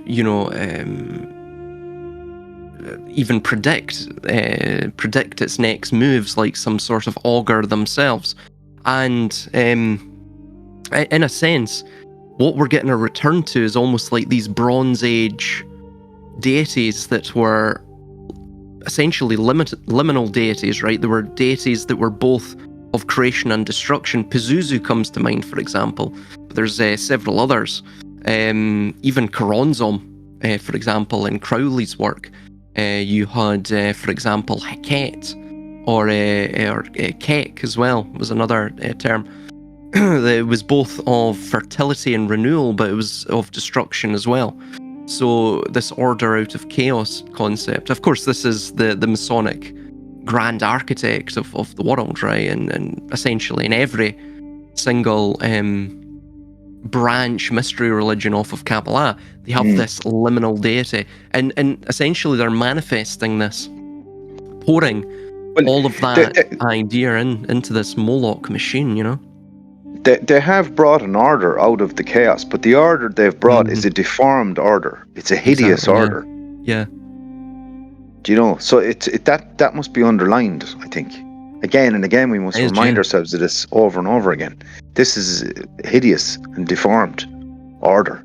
Order nonetheless, but a hideous and a deformed order. And unnatural, anti-nature, natural, anti-God, anti-logos, anti-rational, anti-human order. Well, see, that's the self-fulfilling prophecy of this all, because it's an anti-human system. But the reason the system is deformed is because by us staring at this abyssal machine, this dweller in the abyss that has come to visit his wrath upon mankind in the modern world through the cold binary digital machines and the data centers, that it actually deforms us. It possesses us. And it is the symbol of decay, because it descends from the void. And this decay putrefies our very essence, our very soul, it makes us anti-human. It makes us inhuman. But the problem is, this doesn't actually establish predictable order. What it establishes is these sort of, if you think of the citizens of this now deformed world, the deformed citizens, if you will, of this now deformed world, if you think of them as cells within a body, these cells become almost internally self-destructive. And Cancer. They become cancer, exactly. So it's essentially, for example, look at what cancer does, right? Cancer essentially reproduces itself continually, and it doesn't stop until it destroys the body. So essentially, ironically, again, part of this sort of liminality of it all, the cancer is both of life and death. In fact, the cancer itself is the outgrowth of the overabundance and uncontrollable spread of life, which eventually destroys the life of the body. It consumes it and destroys it. In a similar way, AI and these other algorithmic tools that are, pardon me, provided by this sort of machine that we're now building, we're breaking our backs to lift heaven. It produces a lot of things, right? It looks productive. It looks like it's producing a lot, a great deal. It looks like it's enhancing productivity. But fundamentally, it's enhancing the rate of productivity. But what is the actual value of what it's producing? And this is another issue, another self-fulfilling prophecy, another self-destructive trajectory of travel that the entire modern world is upon. And moreover as well, the reason the society, any society really, I mean, it's most pronounced now in the modern world, but any society, the reason it is a religion, a cult, is because the cult and the religion, the way that it monopolizes power, is it turns you into a pawn, and the way it turns you into a pawn is it externalizes the mystery of your own soul. It externalizes it into a deity, into a brand, into a logo, into an emblem, into a machine, right? Into an influencer. An influencer, the vision of utopia, the vision, and of course this is advertisement. This is what advertisement sells. It sells completely unrealistic visions of utopia. And by the way, this isn't just something the underclass, meaning those who are not a part of the ruling class, are susceptible to. It's even the ruling class are susceptible to it, right? There's a whole industry out there that sells rich and deluded individuals, quote, quote, luxury goods that are anything but. But again, they're sold as luxury. That's what you're... But it's unrealistic. So every aspect of society is susceptible to this type of hubris, this type of... I guess you would call it the discontinuity of rationale or rationalism. Not necessarily rationalism, but reason, we could say, right? The discontinuity of reason. And its substitute in its place for that discontinuity is, of course, paralysis. And paralysis is that which is beyond logic itself. It's beyond human reason. It goes into this realm of thought forms produced by emotionality. God, even produced by the ennui, right? With this sort of completely empty husk, in the midst of the doom scroll, right? Or that's produced from the process of the doom scrolling.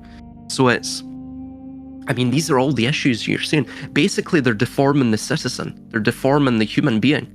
Because that's the only way they can have their hellish vision of the future. It can only be expressed through a human being that has lost all hope. The medium. The medium and the artifact and the finished product is humanity. It's like, the medium for the artist is the oil paint and the canvas. Like, their medium for this work is humanity, is the human. and it's to work through the human, to use the human, and to make the new human, to destroy the old human. Like all of it, that is the medium.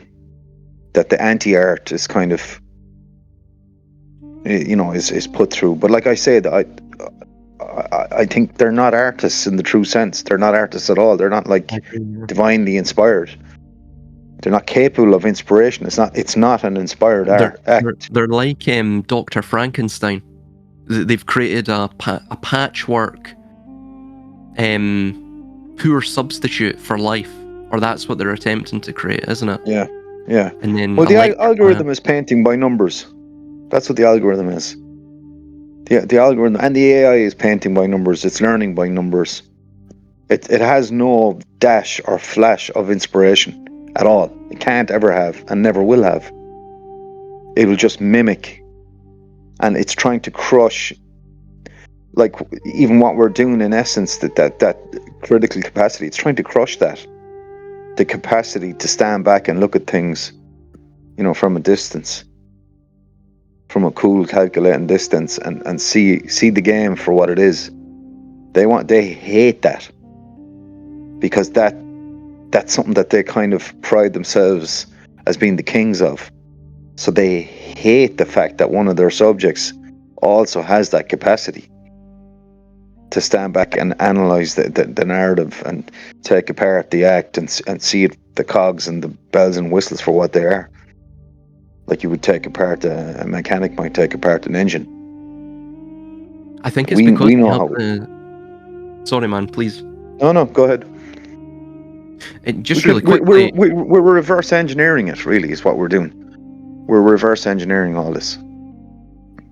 Absolutely. Well, again, I think that's the issue that they have. Like what you're saying, the managerialist, the noble, the king, the priestly class, the intelligentsia, whatever we want to call them, or whatever they were called within each civilizational configuration.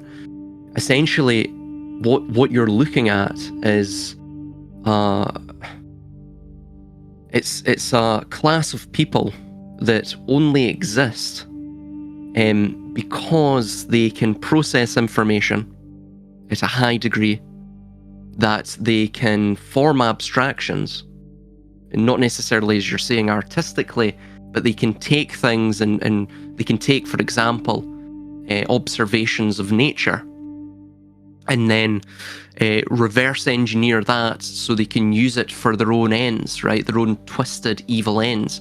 It's similar to what Tolkien stated. Remember that very famous quote, evil cannot create anything new. They can only corrupt and ruin what good forces have invented or made. So it's essentially, that's what you're seeing with all of these various, I guess you would even call it the model of civilization itself. It's taking what nature and the heavens are providing us in terms of a truth. It has looked at that. It has looked at the cyclicality of it, and it's thought, how can I actually find a loophole around that? And this is how you get the twisted absurdity of all of everything we're experiencing, right? This sort of mangled metal of the machine. And so the effectively, yeah, I agree with you. It's I think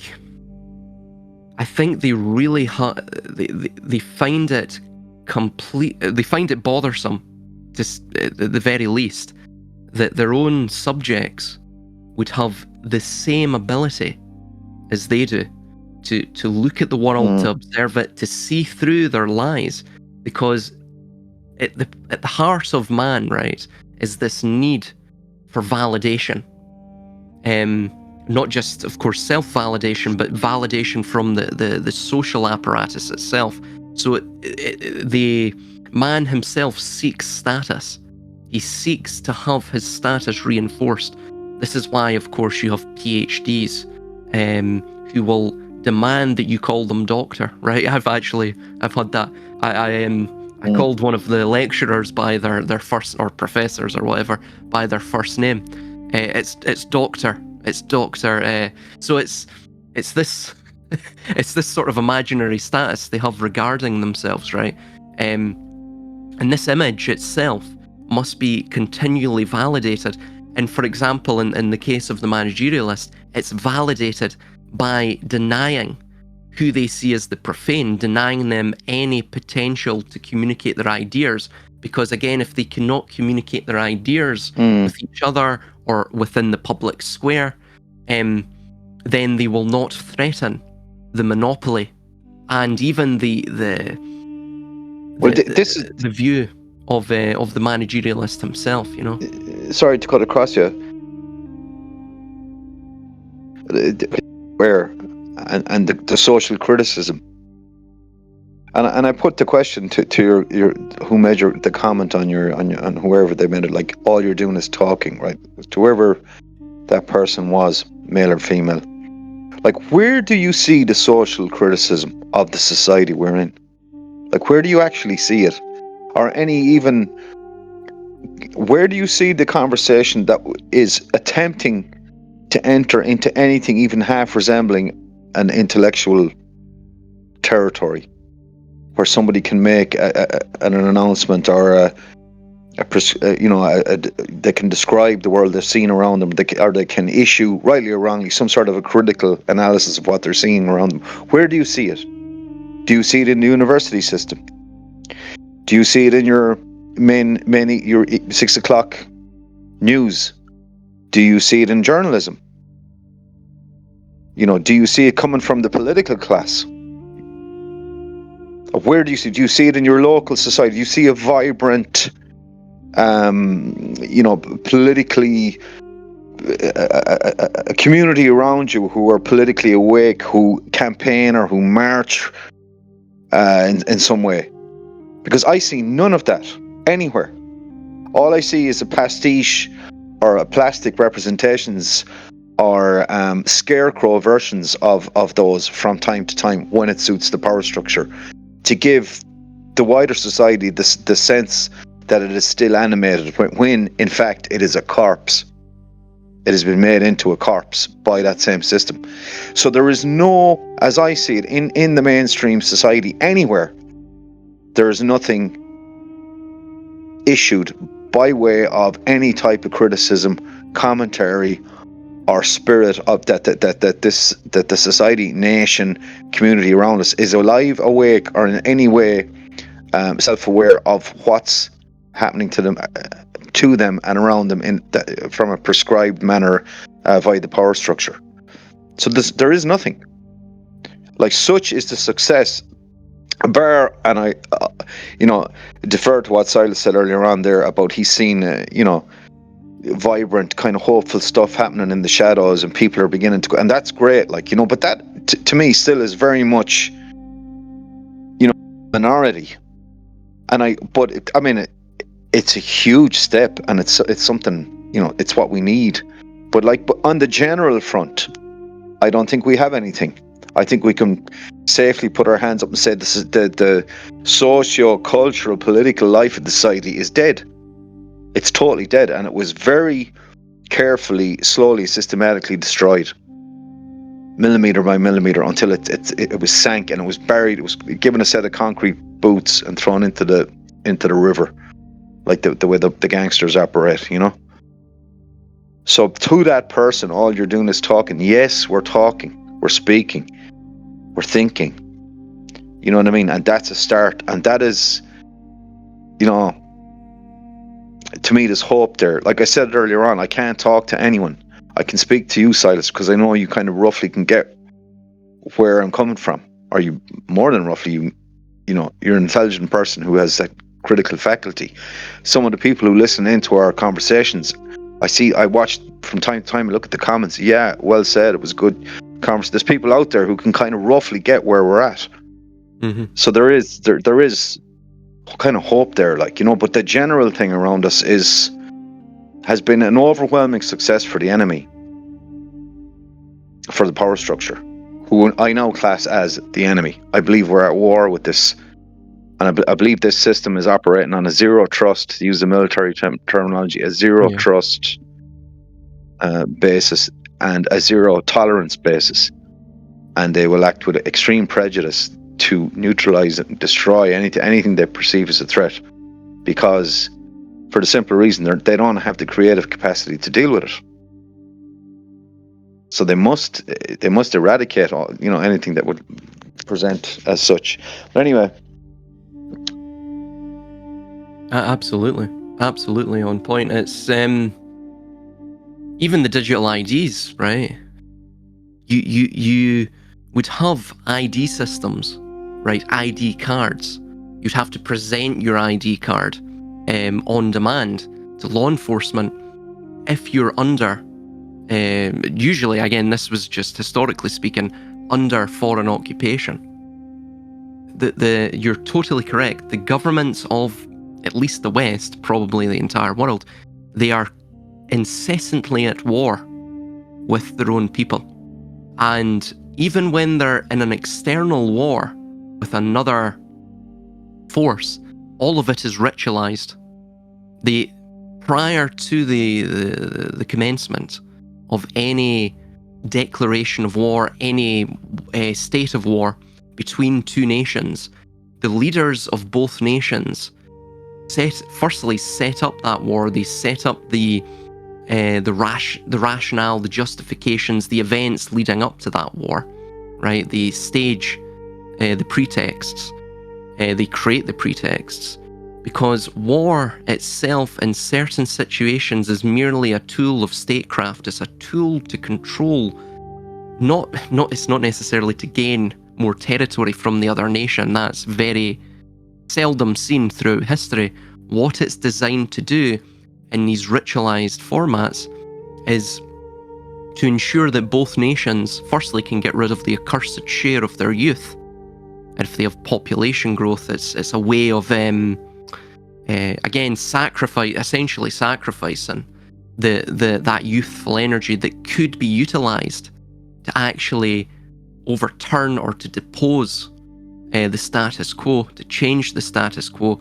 And then moreover as well, it's a way of externalizing the potential issues that are beginning to simmer, not necessarily simmer, but to boil over in society. Again, once you're in that state of war, that is like it's almost like a magical ritual that takes place with a declaration of war. It catapults the population into a completely alien and I guess you would say a distinct state of mind, right? A state of mind that is so far removed from the sort of natural state of mind, the state of mind that typically exists within a society. And of course, it allows for essentially power grabs by the government, by the central government. I mean, there's other things we could mention within the modern world that we exist within, and how the government is at war with us. Well, at least in Europe, most European governments have completely outlawed any critique of the government itself through the term hate speech. And hate speech fundamentally means anything that they hate. And the laws are so completely vague in terms of their construction that it permits the law to be used and applied elastically or flexibly. Again, so that it doesn't actually protect those it ostensibly claims to protect, right? The minorities or the protected characteristics. Not at all. It's to actually protect the government itself. So the government will always use, men of power will always utilize the guise of humanitarianism, of philanthropy. They'll use that as a masquerade, a guise for power grabs, right? To centralize more and more power unto themselves and to hoodwink people. But again, this is a historical precedent. It's seen throughout history. I mean, you don't even have to go that far back throughout history. It's even seen in the modern world, right? And I mean, just prior to our own immediate modern world. So I mean the more earlier modern world, early 20th century. It was seen there as well. The communists engaged in it, the National Socialists engaged in this type of propagandistic behaviour. I guess really what it is political alchemy, this type of political alchemical behaviour. So yeah, all of these things are designed to ultimately, it's not by force, it's not by physical force that they're bringing you to do things. They're bringing you to actually create the vision or realize the vision that they have in their own twisted, abnormal minds. It is, you're actually producing it by almost a form of hypnagogic coercion, right? They're actually hypnotizing you. They're entrancing you with rhetoric, with events, with these things that change your state of mind, right? The various acts upon the stage itself. That brings you into new states of mind, as of course the everything trundles along within the narrative. And again, Manageri is of an Italian origin, meaning stable master, right? He who looks after or cares for the horses, right? Oversees the horses. So the idea is that we are horses, right? We're chained by the reins of propaganda, chained to the chariot. And the charioteer is the system of power itself. And ultimately we work in tandem with each other in this sort of, again, this system of the profiteering of misery and agony and fear and loathing. We're brought into producing momentum for the wheel. That's what it's designed to do, is to keep the wheel turning, right? And of course, the charioteer and the horses, firstly, the horses don't even see the wheel. They don't even understand what the wheel is, right? It's a completely alien concept to them, similar to the majority of people within society, right? The idea of the world itself, the environment, is a profound mystery to them. They don't know what the hell is going on. They go about their day-to-day business like headless chickens, right? So it's, and of course the charioteer isn't really paying attention. He is paying attention to himself, to the power and dominance that he exudes, to the inflation of his own ego, if you will, by the position of being the charioteer.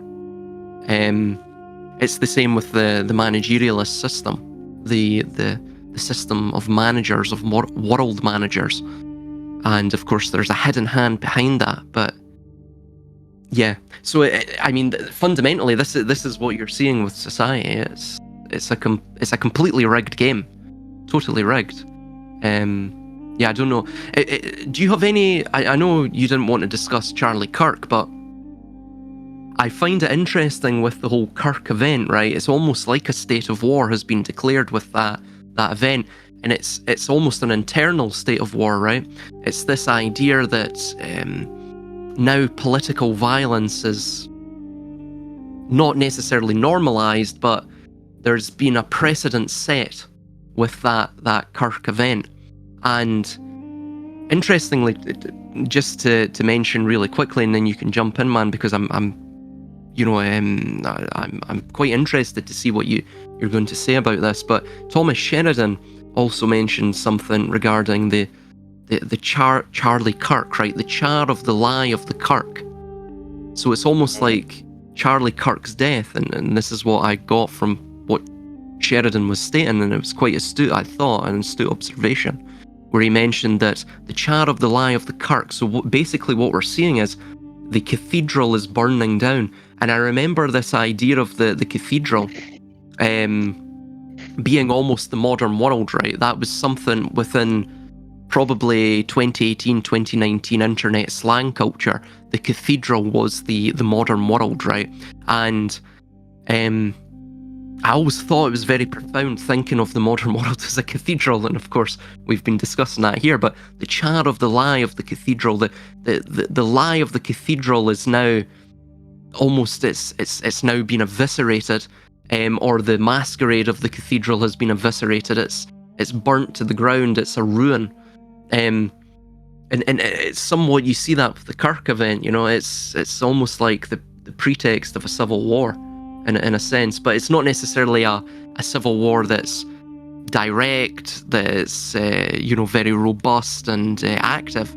Not necessarily. It's not at that stage yet, but there's there's psychological priming that's going on within the population. Do you see anything from the manifesting from the Kirk event in regards to what I've stated?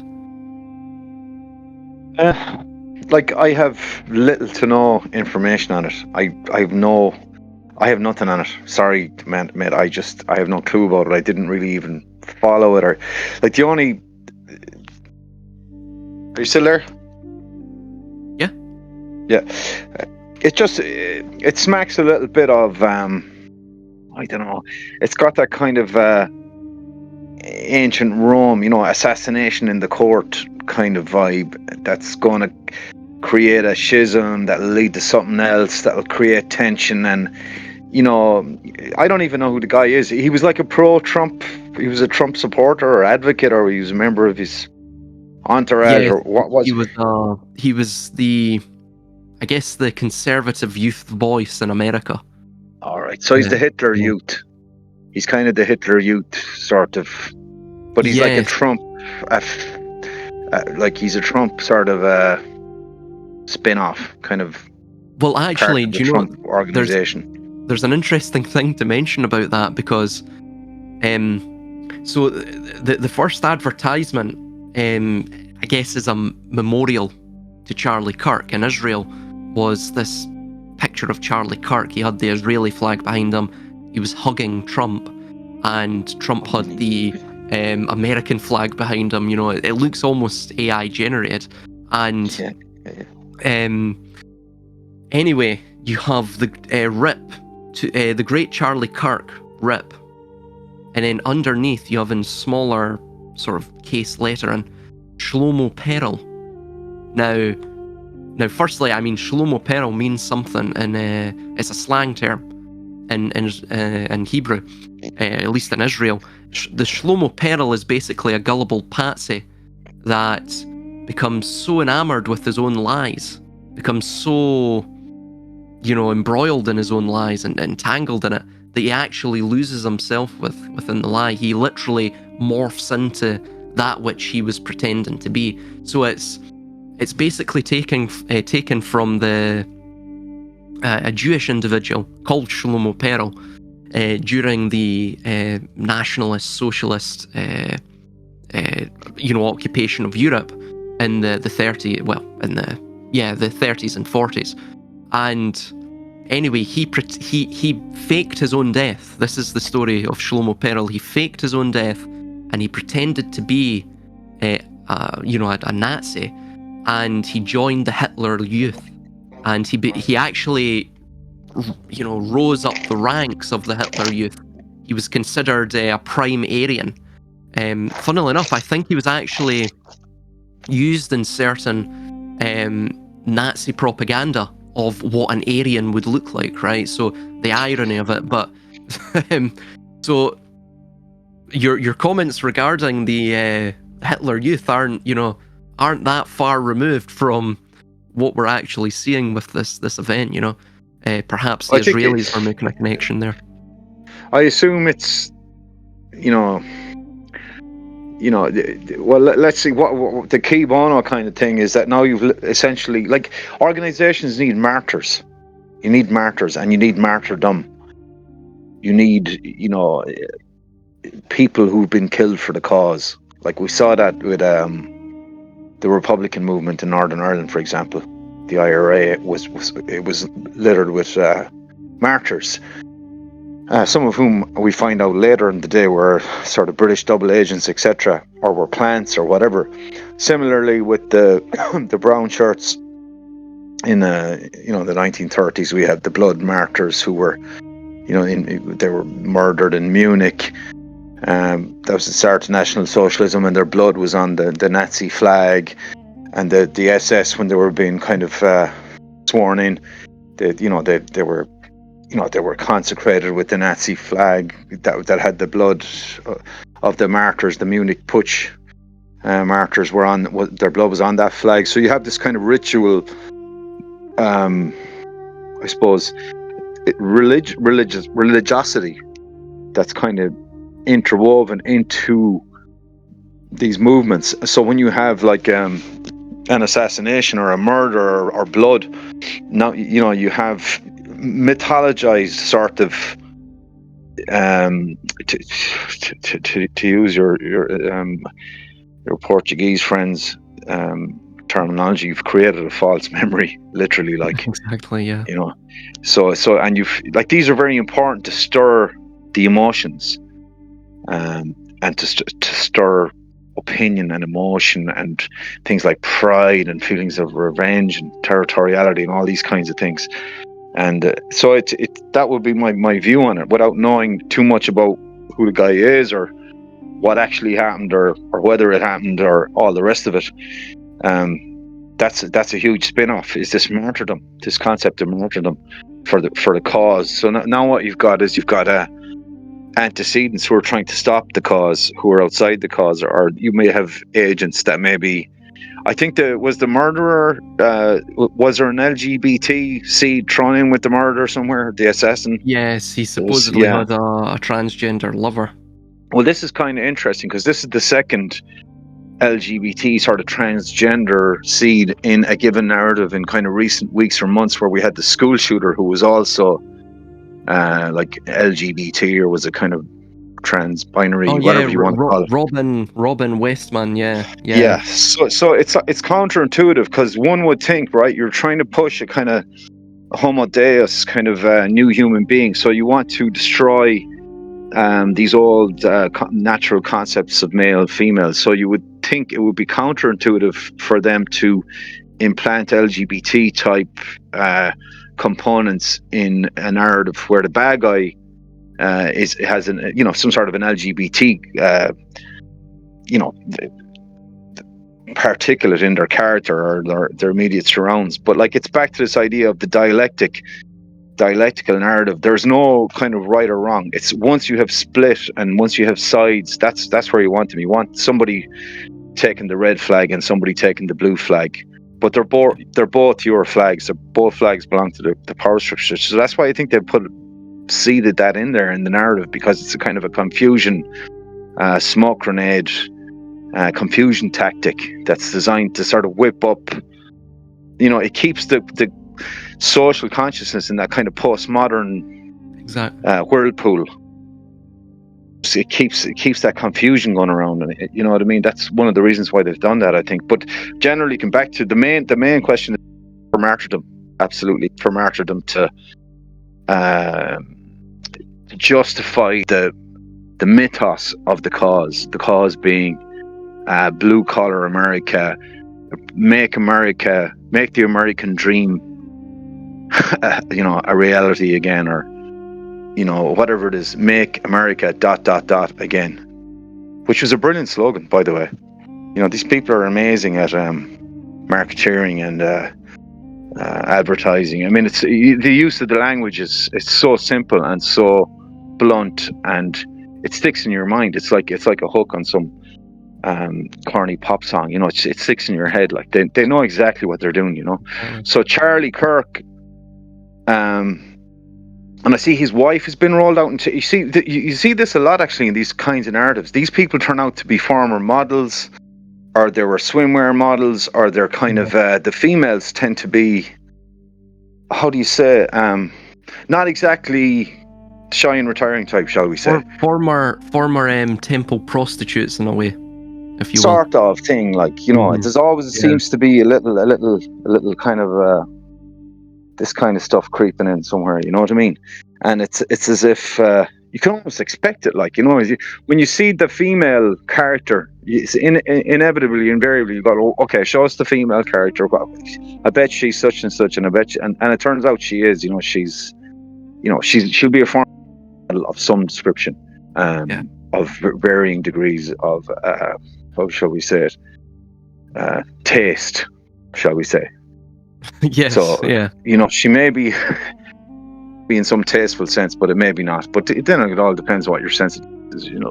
So Charlie, assuming he was shot. Now, this, you know, was he shot? Was he not shot? I don't know. Does it matter? Not really. I mean, exactly. It probably matters to them if he was not shot, because then they've got to hide him and give him a new identity. So the easiest thing actually would be to shoot him, actually shoot him. And you can spin your narrative from there as to who shot him. It doesn't really matter either. Like, you know, any of it only matters insofar as it serves the narrative. So, but that would be, again, it's martyrdom, like what we had with Bobby Sands, and we have with the, you know, various National Socialists who were murdered by the communists and etc. See, then and time, you see martyrdom in time, when it takes on the sort of veneer of the memory, then you get into you know, the heady world of, oh, we remember him, you know, 50 or 100 years later. Maybe he has a day, he has a statue, you know, there's a movement around him, his picture is venerated, carried by the crowd.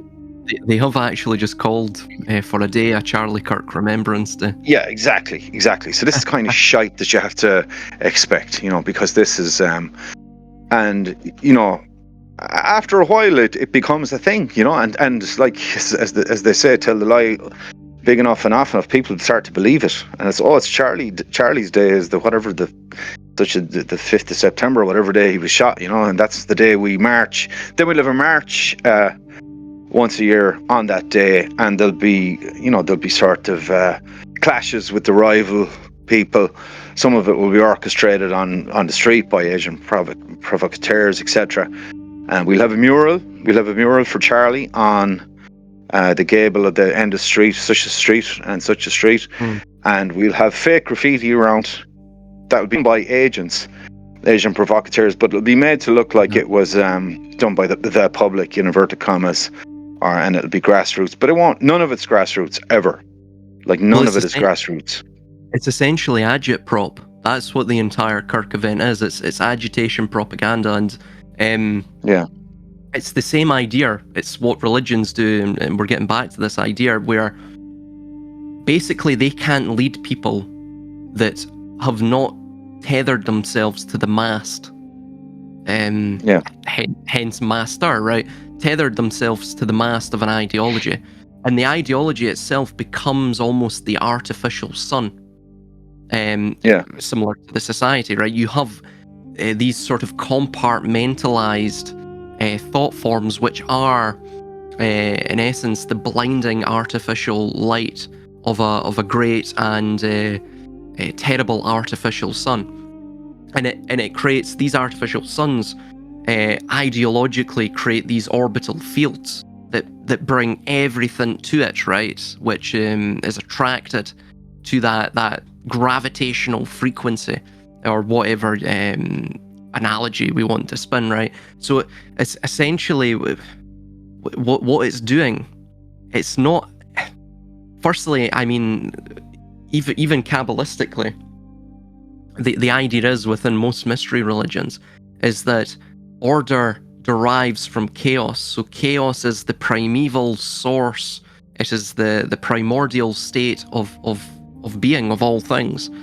And one must use that sort of unpredictability in a controlled manner to thus establish a duality, right? Think of it as the banks upon either side of the river, to thus steer the course, the current of that river, the great and momentous force that's inherent to that waterway. So essentially what they're attempting to do with all of this is they don't want you actually looking inside at the profound mystery of your own soul. They don't want you actually understanding yourself. They don't want you, by understanding yourself, thus then understanding the environment, right? Because again, as above, so below, right? The microcosm is reflected in the macrocosm and vice versa. They actually want to lead you around like a dog on a leash. They want to place upon you the collar of ideology. Again, because it's something they control. It's easier. It's an artificial sun. It's a poor substitution. It's an artificial fire to the primal fire within one's own spirit. It's a poor substitution, but it's a substitution that's very. It lends itself well to convenience, right? Because it's material, right? The ideology, even though it works upon abstractions, it's still material, right? And the materiality of it is the mob. It's based around the mob. You create these mobs. They have again, they even take a sort of fetish-sized pride within their orthodoxy, right? Within their unwavering, zealous orthodoxy, within their righteous fanaticism. So, in essence, that's what you're seeing with the Kirk thing. It's martyrdom, absolutely. Sheridan actually mentioned something very interesting and fascinating that I didn't actually even consider, and it's the idea that they're trying to kill this Tyler Robinson, right? And they're trying to, I think they're trying to put him in front of a firing squad. So you've got the same echoings of this revolutionary martyrdom, right? Like what you saw with the Easter Uprising. And Sheridan, mentioned this. And I was like, yeah, oh my God, I didn't think of it that way. So essentially, you've got martyrdom on both sides. And remember, I don't know if you've seen some of the reactions from the left wing to, and don't get me wrong, I mean, the right wing themselves are going into a sort of woke phase. They have now discovered cancel culture. They're getting a lot of people cancelled because they just came out on social media, their left wing, and stated, I didn't like Charlie Kirk, and don't get me wrong, some of them are not even inciting violence against him or his family. Some are, of course, but some are not. Some are just simply saying, I didn't like him, I didn't like what he stated. I won't, some of them, some people have even they've denied conservatives service, right? Because for example, there was one story, I think it was 3 liberals and it was like some print shop in the US. It's a franchise, I forget the name now, and essentially they denied service to this conservative who wanted to print Charlie Kirk memorial posters. And well, effectively those people were just all 3 of those people were cancelled, right? By the company. So it's things like that. And they're not calling it cancel culture now. The right wing are calling it consequence culture. So they're justifying consequence culture. Oh my God. Or accountability culture. So they're justifying it in their own mind. And this is the thing. They don't understand that they're mere reflections of the other side. But constipation culture. Constipation culture. Well, yeah. So you could say we're pretty much in a constipation culture.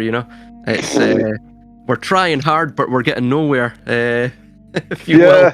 Dear, oh dear, oh dear. But you'll have the Charlie. Now is a good time to get your Charlie Kirk T-shirt, or maybe a tattoo, actually, a Charlie Kirk tattoo, and we will not be silenced, or our day will come, or some sort of emotional rhetoric. Je suis Charlie. Je suis Charlie. I like it. Something like that, anyway. So it'll appeal to it's actually appealing to no one, really, but it's designed to look like it is. And you can always wheel out a rent-a-crowd on Facebook, etc., and get them to start weeping and banging drums and gnashing of teeth that Charlie was killed by, and it's an idea in America and the world as well, in the Western world, that this spirit of rebellion or revolution is trying to be quelled by the machine or by disparate elements in society, and someone's got to come and sort all of this madness out. And that's, I think, where they roll out their chosen one, Trump or otherwise, someone like him. It doesn't even have to be him, but a character of that ilk who can come and sort of sort it all out. Yeah. So that they're building up to that one as well. So don't forget that. That's coming hot on the heels of Charlie Gate. Someone's going to be wheeled out who's going to straighten it all out and start talking sense. And I think that it's designed. Some of it is designed to appeal to. I don't. You probably can't call them the working class anymore. It's whatever bunch of people are still the regular people who are working. They're kind of all mashed into the. There is no middle class now. It's just you have whoever's working in a job, trying to pay the bills, like those folks, right? Yeah. And there's another masterstroke in all this paper is this so-called left and right fiasco. That's another huge smoke bomb right in the middle of it, because the left are coming in, the left are saying this, and the right are saying this. Like these are apprehended terms. They're anachronisms. Like they don't belong. They're antique. That's antique terminology. There's no, it has no resonance in the world that we're in. It doesn't really exist anymore. But it's wheeled out as a kind of what side are you on? Are you Manchester United or are you Man City? Or do you support Blur or do you support Oasis? Like it's kind of this is the kind of choice you're allowed to have. You could be left or right. Whereas really, there is no sort of political divide anymore as such. It's like Catholic and Protestant. There was really no, it was designed for just a divide and conquer mechanism, but it's been thrown out there again just to kind of keep everyone chomping at the bit. You have your rent-a crowd who are saying it's really relevant, and they're trying to make it out to look like it is relevant. Some of them are left and some of them are right, and you're kind of at home scratching your head going, well, which one am I? We may not even know which one we are, because it has no relevance to us anymore.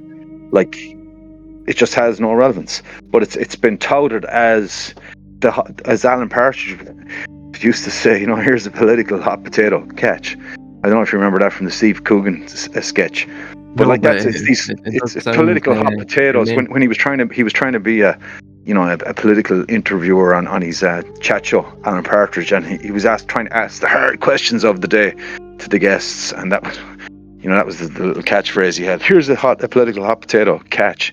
So these are the political hot potatoes that the power structure wants you to catch, wants us all to catch, and it wants us all to be debating fiercely. Well, what did you think about Charlie? Are you on the left or the right? And they want you to say that the president-elect current is supporting the real people, or they want you to say that he's not, that he's crazy and he's bombastic and he said the wrong thing on TV. These are the opinions they want you to have in this space that's carefully contrived by them. It's interesting though, because I'm starting to see it evolve into I guess a different paradigm now. There's a paradigm shift, and I've posted some.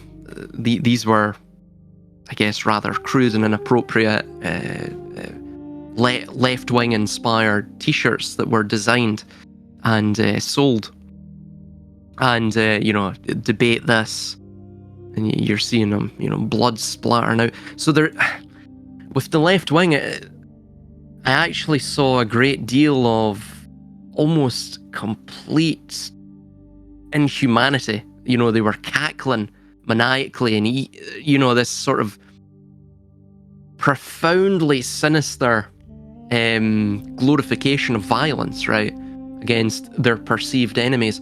But then Trump seems to be fueling it as well, because you had the sort of good cop, bad cop routine at the funeral, where again, the composure on this woman is absolutely astounding, and her acting is sort of B-rate at best. Anyway, she's very Oscar-winning moment. That young man, that young man. I forgive him. Right? You know, and Okay, oh everyone dear. claps and Oh dear, cries oh dear. and, you know, the kumbaya thing, right? But then Trump, 5 minutes later, goes, you know, unfortunately, Erica, I don't forgive my enemies. I hate my enemies. I destroy Yeah. my enemies. A man's So, man. yeah. So Talking sense. you've got this duality, right, as well. Yeah. And Yeah. the thing, again, it causes confusion. It causes a sort of a confounding within the population, but it also produces more and more. It's like a nudge effect. It's like we were saying. It's like millimeter by millimeter. They're nudging both sides to fight each other. It's similar, of course, to the Catholic Protestant thing.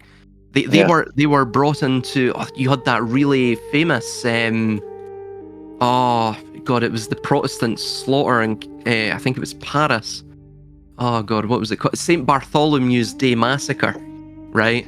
And basically, that's what you're building up to, right? This St. Bartholomew's Day Massacre, where you just have the complete. I mean, that's when the Protestants, which were essentially at the time the left wing, right, this sort of puritanical, virtue signaling lot.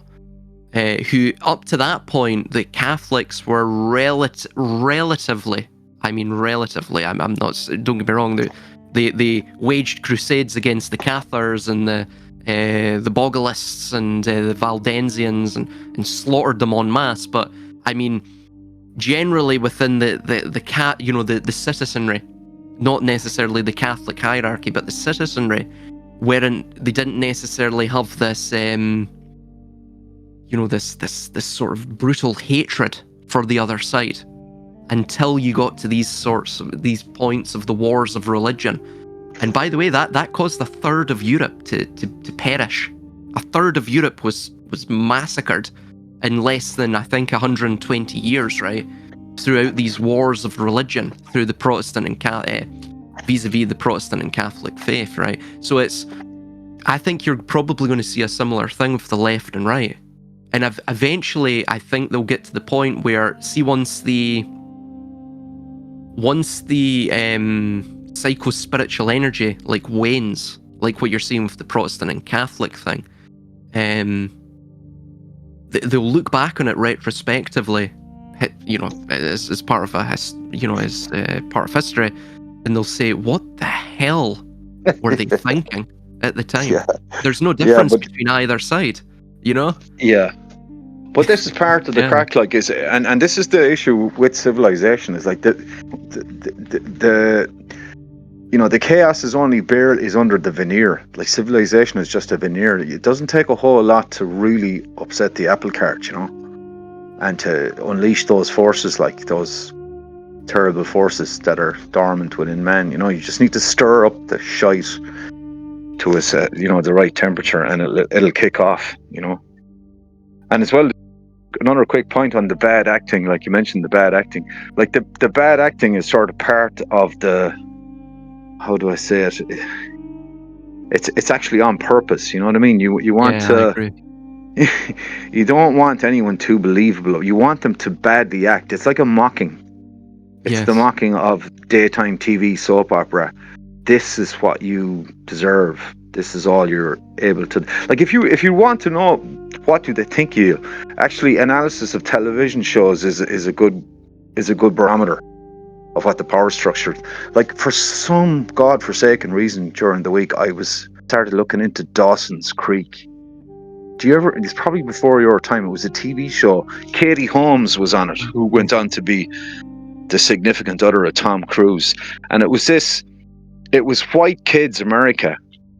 Mm-hmm. Kind of upper middle class, and it was like a kind of Friends, but it was the main character was like a kind of a emasculated male, right? Right. It was the first on-screen gay kiss in American TV. That'll tell you what Dawson's Creek was.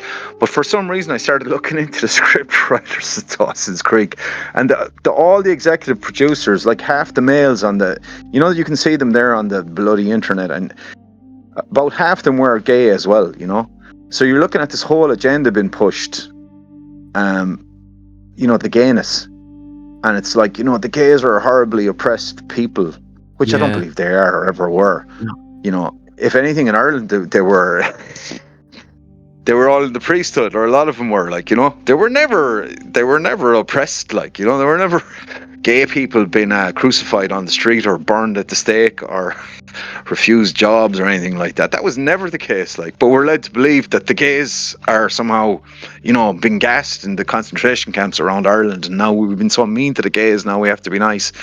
But, like, you know, anyway, long story short, which is completely ludicrous, like, you know, we didn't even know anything about what people were doing in their personal lives, really, like, you know, up until we discovered we were oppressing the gays, and the Inquisition, you know, going around trying to spy in people's homes, and I know. Exactly, yeah. So we've, again, another false memory that we're horrible to the gays, and we all feel guilty for being horrible to the gays, even though we weren't. But, you know, it's just this the way the kind of propaganda works. And, you know, no disrespect to anyone who has their own, you know what I mean, whatever you're into, as the fella says or the lady says.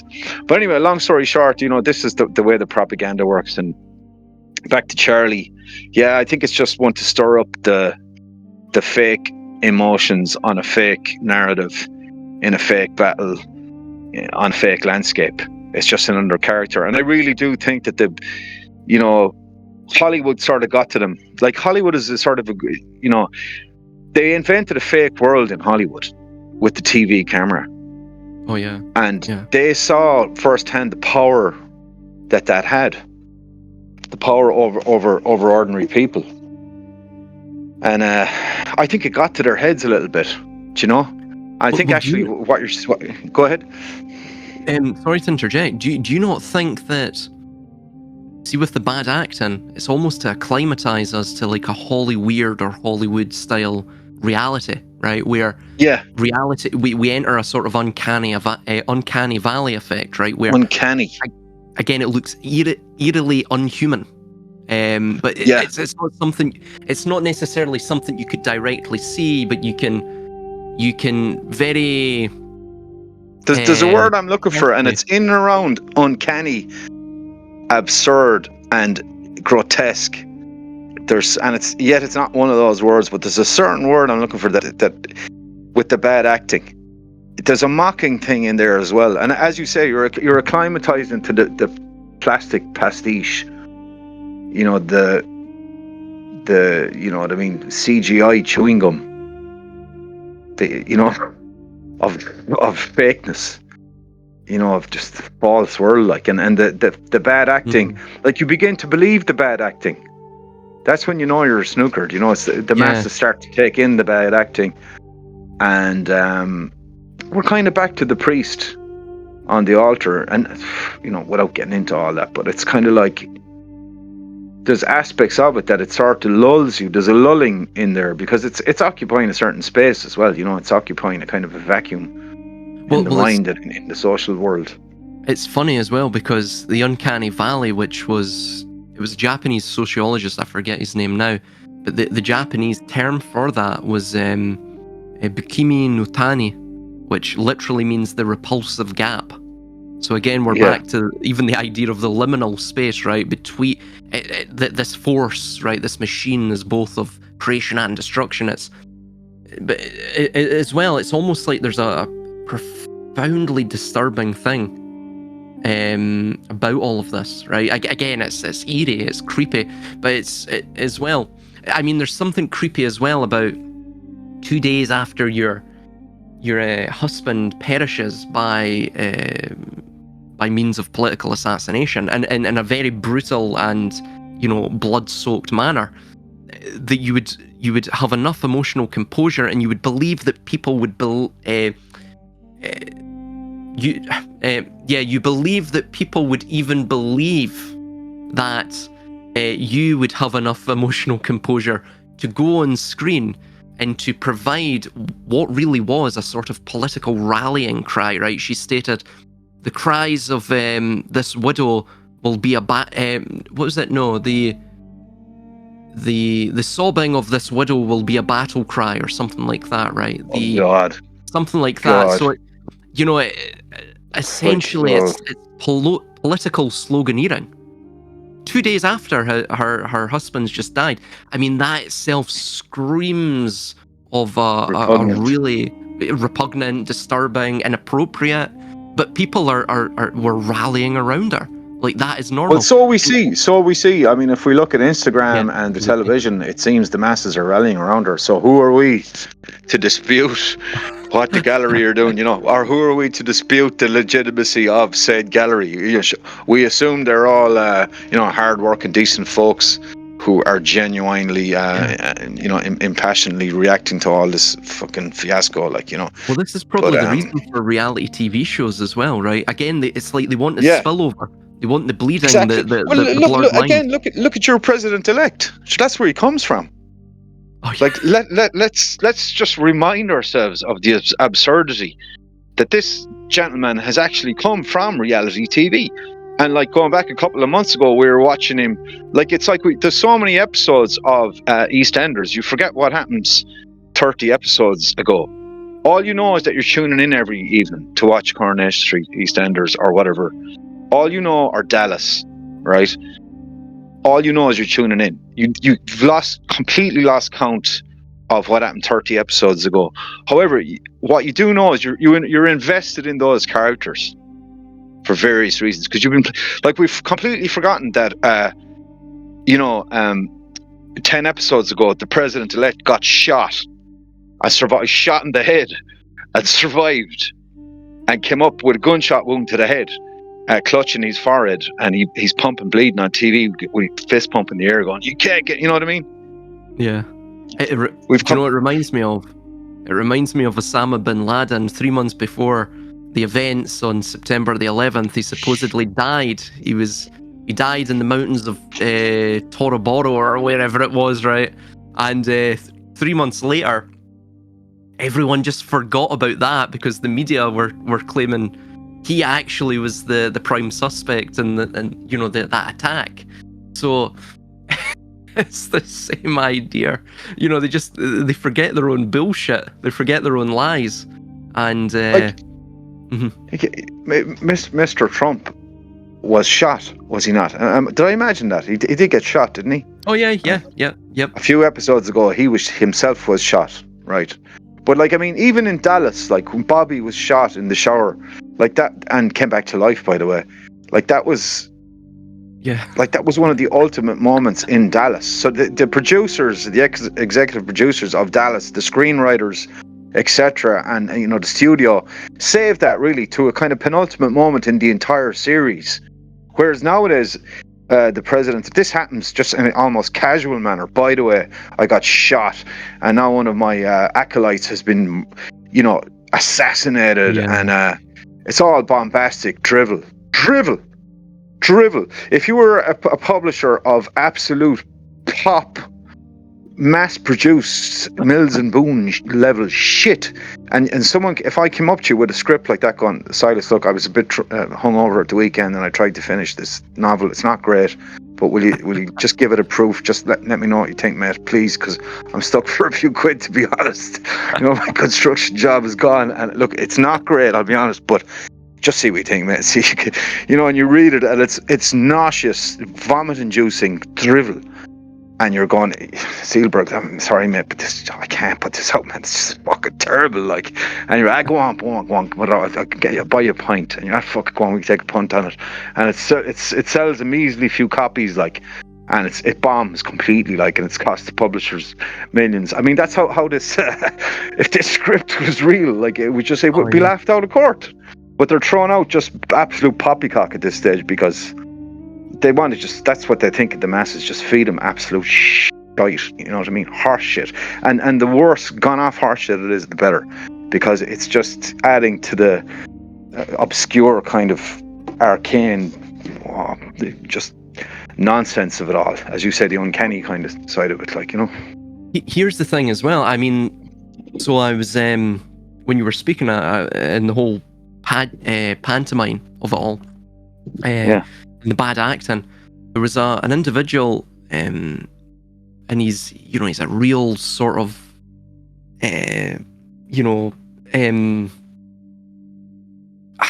always on his soapbox. He's a real proponent and defender and advocate, I guess, for Palestine. Oh Thomas God, Gold Palestine. of Sinn Féin.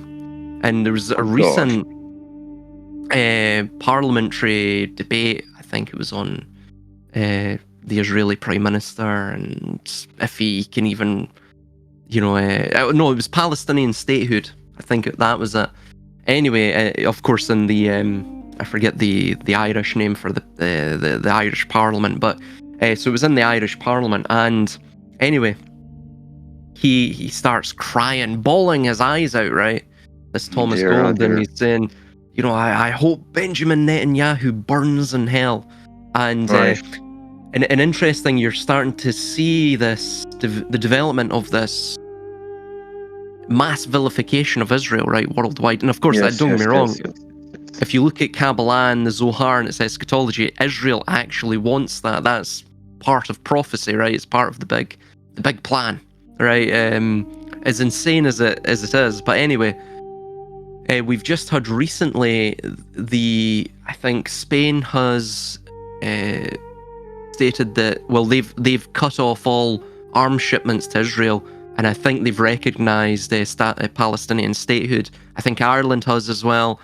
God, France is looking to, they're debating it at least, Palestinian statehood, recognising it. And also all of the Nordic countries have mentioned that if Netanyahu steps a foot in their country at all, they will arrest him under, obviously, the ICC, so the International Criminal Court, because supposedly Benjamin Netanyahu has been convicted as a war criminal in that court. So you're starting to see all of these converging narratives. I think that really is the optimal term. It's the converging narratives. And it's really coming to the point where you're seeing the strife, the war, the irreconcilable differences that are being brought to the fore and onto the table. And some of them, of course, are just being invented totally. But what are your opinions upon that, the whole Israel thing, how that may tie in with... Well, it's smoky. Like, it's a smoke bomb that's hard to decipher, because it's propaganda. It's a propaganda festival, like. And the key bone, who would benefit from it, is in itself a kind of a complex question. So, and it's an unapproachable topic, which is the brilliance of it from a psychological warfare point of view, because real people are getting killed. So we understand. So you cannot but voice an anti-Israeli opinion, and that is a kind of a genius kind of a scenario from their point of view, because now you have masterful dialectical control of public opinion, because it's reprehensible to the West, but it also puts the Western mind, I think, into a kind of a vortex spiral, because at the back of Israel in the Western mind is the Holocaust. Like, if it wasn't for the Holocaust, essentially we could argue there'd be no Israel. Israel is the safe haven for those who were systematically obliterated in the death camps. So when you say Israel, deep down you smell Zyklon B. This is where Anne Frank escaped to for a new future. Now you have that escapee, right? Whom you enshrine this land to give them a new future, a safe path away from the purges of the Gentiles and the pogroms, somewhere to escape, and they escape. And what do? They begin to kill. So the Western mind kind of is left with this dichotomy that it is unresolvable. It's an unresolvable dichotomy, and it presents the Western mind. The Jew is a kind of an antithesis to the Western mind, to the Gentile, in a lot of different ways, and they cannot reconcile what's happening. And deep within them as well is a kind of a sown-in hatred and distrust, which is kind of goes back generations. And essentially, deep down, the anti-Semitism in the real sense is interwoven cleverly by the power structure to put the blame and the spotlight down on top of Judaism and Israel. So now you have this visceral reaction possibly from the West, and to throw the spotlight onto Israel and to get rid of all this guilt that the West has had vis-a-vis the Holocaust and National Socialism, and say, look what you're doing. Point the finger squarely at Israel. And you see it cleverly, like in my hometown, for example, every weekend we've had marches, banging of drums. You've witnessed it yourself, Silas, have you not? Yeah. And from people who, I dare say, a year or two previous, wouldn't have been able to find the Middle East, let alone Israel, on a map, and certainly not Palestine. You know, they would not know what corner of the Mediterranean to look at, let alone forget about it, find the Mediterranean. Not a clue. I've seen people that I know who were in the political organization you mentioned, so-called Sinn Féin, who are screaming about Israel. And I was in school with them. They don't know where it is. They don't know anything about it. They know about football and beer. And they're banging this drum, and it's essentially it's another dialectical narrative. Like, it's another, climate change is nature out to get you. It's another LGBT is your gender's out to get you, and or whatever. So that's as I see it. But it's like the martyrdom thing with Charlie, or whatever his name was. It'll build into another. It'll spiral out into yet another narrative, and it's keeping the Middle East and Ukraine sort of at the forefront, for whatever future machinations they have in mind with regard to geopolitical ambition. But as well, I suspect a lot of it is a smokescreen, and I've mentioned it before. I think this biodigital eventuality is the event horizon, is the lumbering, clunking mechanism that's on the horizon. I think that's, like, a lot of this political stuff is going to essentially feed into a narrative that eventually will reveal unipolarity in a very real sense, or sort of mass conflict. But on a final note, when I came in, this will tell you how it works, right? In everyday terms. I came into the sitting room the other day, and my dad was glued to the 6 o'clock news, watching the Israeli thing and bombs going off and the poor Palestinians and whatever. And I just looked at the TV, and I walked in and I said, fuck, here we go. This is just propaganda. And he looked at me and he practically screamed, "It's happening! It's happening!" And I was like, he attacked me, but he was right. It is happening. But it wouldn't be happening, I argue, if you weren't watching it. Yeah. Do you follow me? Because there is no strategic advantage to Israel gaining any land down there other than what it has. And if it needed it, it could have apprehended it easily in the late 40s, early 50s, when the state was created. Very, very, very, very easily. Overnight. With that kind of power, firepower, air power. I mean, you're talking about people who live in the desert there with very, very little. I've been down there, and I'm not claiming to be an expert on it, but they're not an advanced military setup down there at all. So suddenly you're bombing the shite out of, okay, maybe they need to clear some, whatever they're doing down there, but none of it is to a military strategic objective of any significance. Like Hamas, if anything, are created by the IDF. So you can see it's again. Yeah. So then you go, well, if it's not about that, what is it about? Well, it's about you watching television. And that's what I said to my father. I said, that war isn't for Palestine. I said, that war is for your mind. Yes, and he looked at me, and I just walked out. And therein was a massive generation gap, a massive understanding gap, and a massive everything gap. And I just realized as I walked out the back door, I should have just kept my mouth shut and said, the poor Palestinians isn't Israel awful? The same way I said, God, I hope that nasty COVID goes away.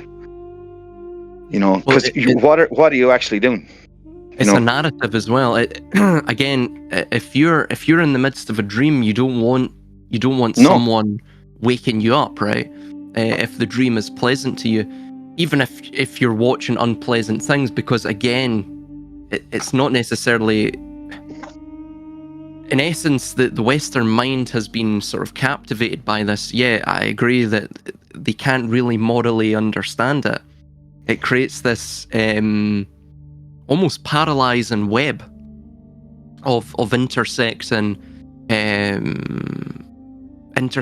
lines, right? They again, if they oppose Israel's foreign policy, then they are anti-Semitic, right? And you have this guilt trip post World War II. Yeah.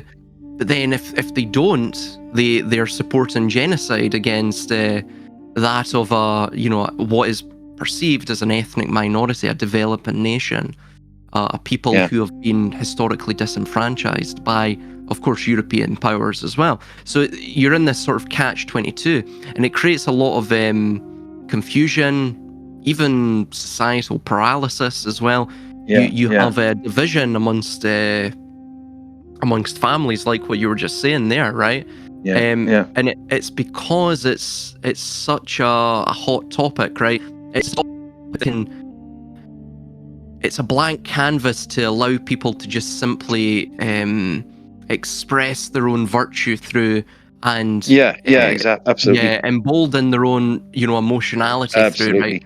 So it's it's heavily controlled as well here in Ireland. I assume everywhere, but like, don't forget, during the Troubles, it was commonplace for Irish nationalist kind of Catholic neighbourhoods would fly the Palestinian flag because Sinn Féin were pushing it, and yet in the sort of loyalists, British neighbourhoods, the Protestant neighbourhoods were flying the Israeli flag. Now, I would wager that neither working class elements within either of those communities had grown up experts or well versed on anything to do with Israel or Palestine.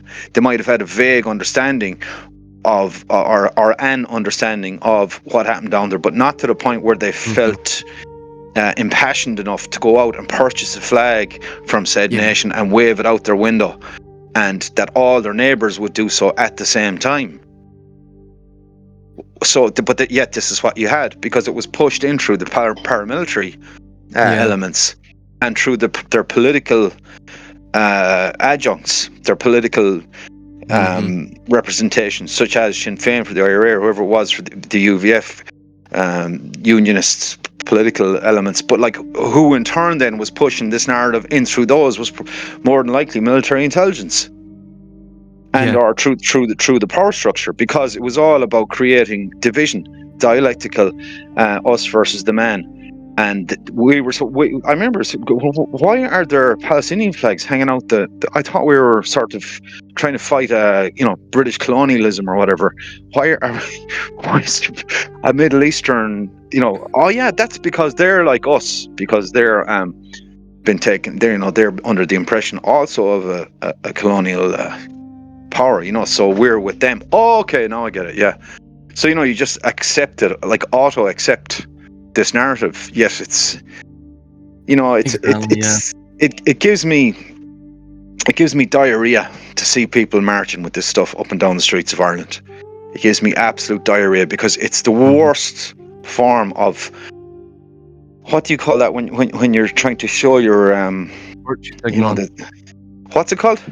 Virtue signaling. Virtue signal, exactly. Kind of virtue signaling and an ignorant pandering to some debacle in some godforsaken corner. Like I said, I don't believe there's any military advantage. I don't even believe there's any geostrategic advantage at all. There's nothing that they couldn't have had a long time ago if they so desired. There's nothing. I mean, Britain has been at war, England has been at war down there since the turn of the 19th century. And effectively gifted that land over to mostly deposed Russian people who claim Jewish heritage. They're most like 80-90% of them down there are Russian. Oh yeah. So really, what you're doing is supporting the Russians. Yeah, they're Russian. Name's McCloskey. So yeah. Like it sickens me. Like it's when this caper in the Ukraine kicked off as well. A kind of, and suddenly all over Ireland, in front of every government buildings, we are seeing a rainbow flag and a Ukrainian flag. I know. All in tandem, all in unison, clicking their heels together. It's the irony of it, though, isn't it? Because the Ukraine itself, these people have absolutely no understanding about these countries, because Ukraine is probably one of the most staunchly far right as in far right nations in Europe. And I mean, the Bandera's philosophy is very much ingrained in Ukraine, and it's flying right alongside the left wing liberal progressive flag of pride in homosexuality and transgenderism and all of this. And it's just the complete and utter contrast of it makes absolutely no sense, you know? It's just it's so strange. I'll leave you on this one shortly. You know, they're in the process of kind of destroying our town centre, and they're building this 10-minute town, and effectively, the last time you were here to visit, Silas, there was an incredible amount of street works all over the main street of the town, and they're still ongoing. It's gone on for like 3 or 4 years. We've had constant construction work all over the main streets of the town, and it's happened in a lot of towns in Ireland, and it has paralysed the life force of the town centre and has closed a lot of businesses. Yeah, and in the middle of all this, we have a weekly pro-Palestine march where you have all these kind of, and I use the word advisedly, kind of lefty, sandal-wearing, parka-wearing, knitted garments and kind of beards, sandals, kind of lesbianic earth mothers and kind of hippies and kind of angry, I don't know what the hell you call them. They're a certain kind of a tribe, and they've conscripted actually a lot of people from, I don't know, there's people up there that are coming from, let's just put it this way, I know they don't know what they're talking about. They literally do not have the cerebral framework to know what the hell they're talking about, what they're marching for. They've been conscripted as useful idiots for this march. And in the middle of it all, I have this the local butcher is about to close his doors because he's one of the last few businesses remaining in the town. Oh, and he and I, same boy we were talking to. Yeah, the Scottish guy. Oh, and I met him today, and he's like, he goes, they're banging their drum again today, and I goes, oh, for fuck's sake, and he goes, but he's at the point now where, as we say in Ireland, we're taking the piss with a bit of,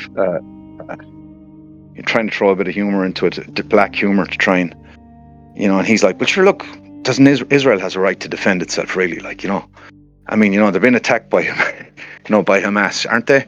So don't they have a right to, defend themselves, because we're just saying it to kind of, the irony and the kind of the weirdness of it all. But I don't know, man, the strange times, the ordinary people see this and they just go, somebody's protesting about something, and that must mean we're politically awake. Yes, yeah, they simply see things very two-dimensionally. Yeah, that's unfortunate, but yeah, I mean, we've got the same thing over here. The issue is, it just appears to me to be like some sort of last-ditch attempt by the middle class to, I don't know, exert its own relevance in the face of its clear irrelevance, its clear destruction. I mean, a lot of these people as well, the Palestinian flag itself, it's actually just merely it's a symbol. They don't even understand the meaning behind it. They have no affinity with the country. It's just simply they've assimilated it into this sort of grand labyrinthian bulwark of leftist thought, right? Or whatever. Exactly. It's just so strange. It's just in the soup.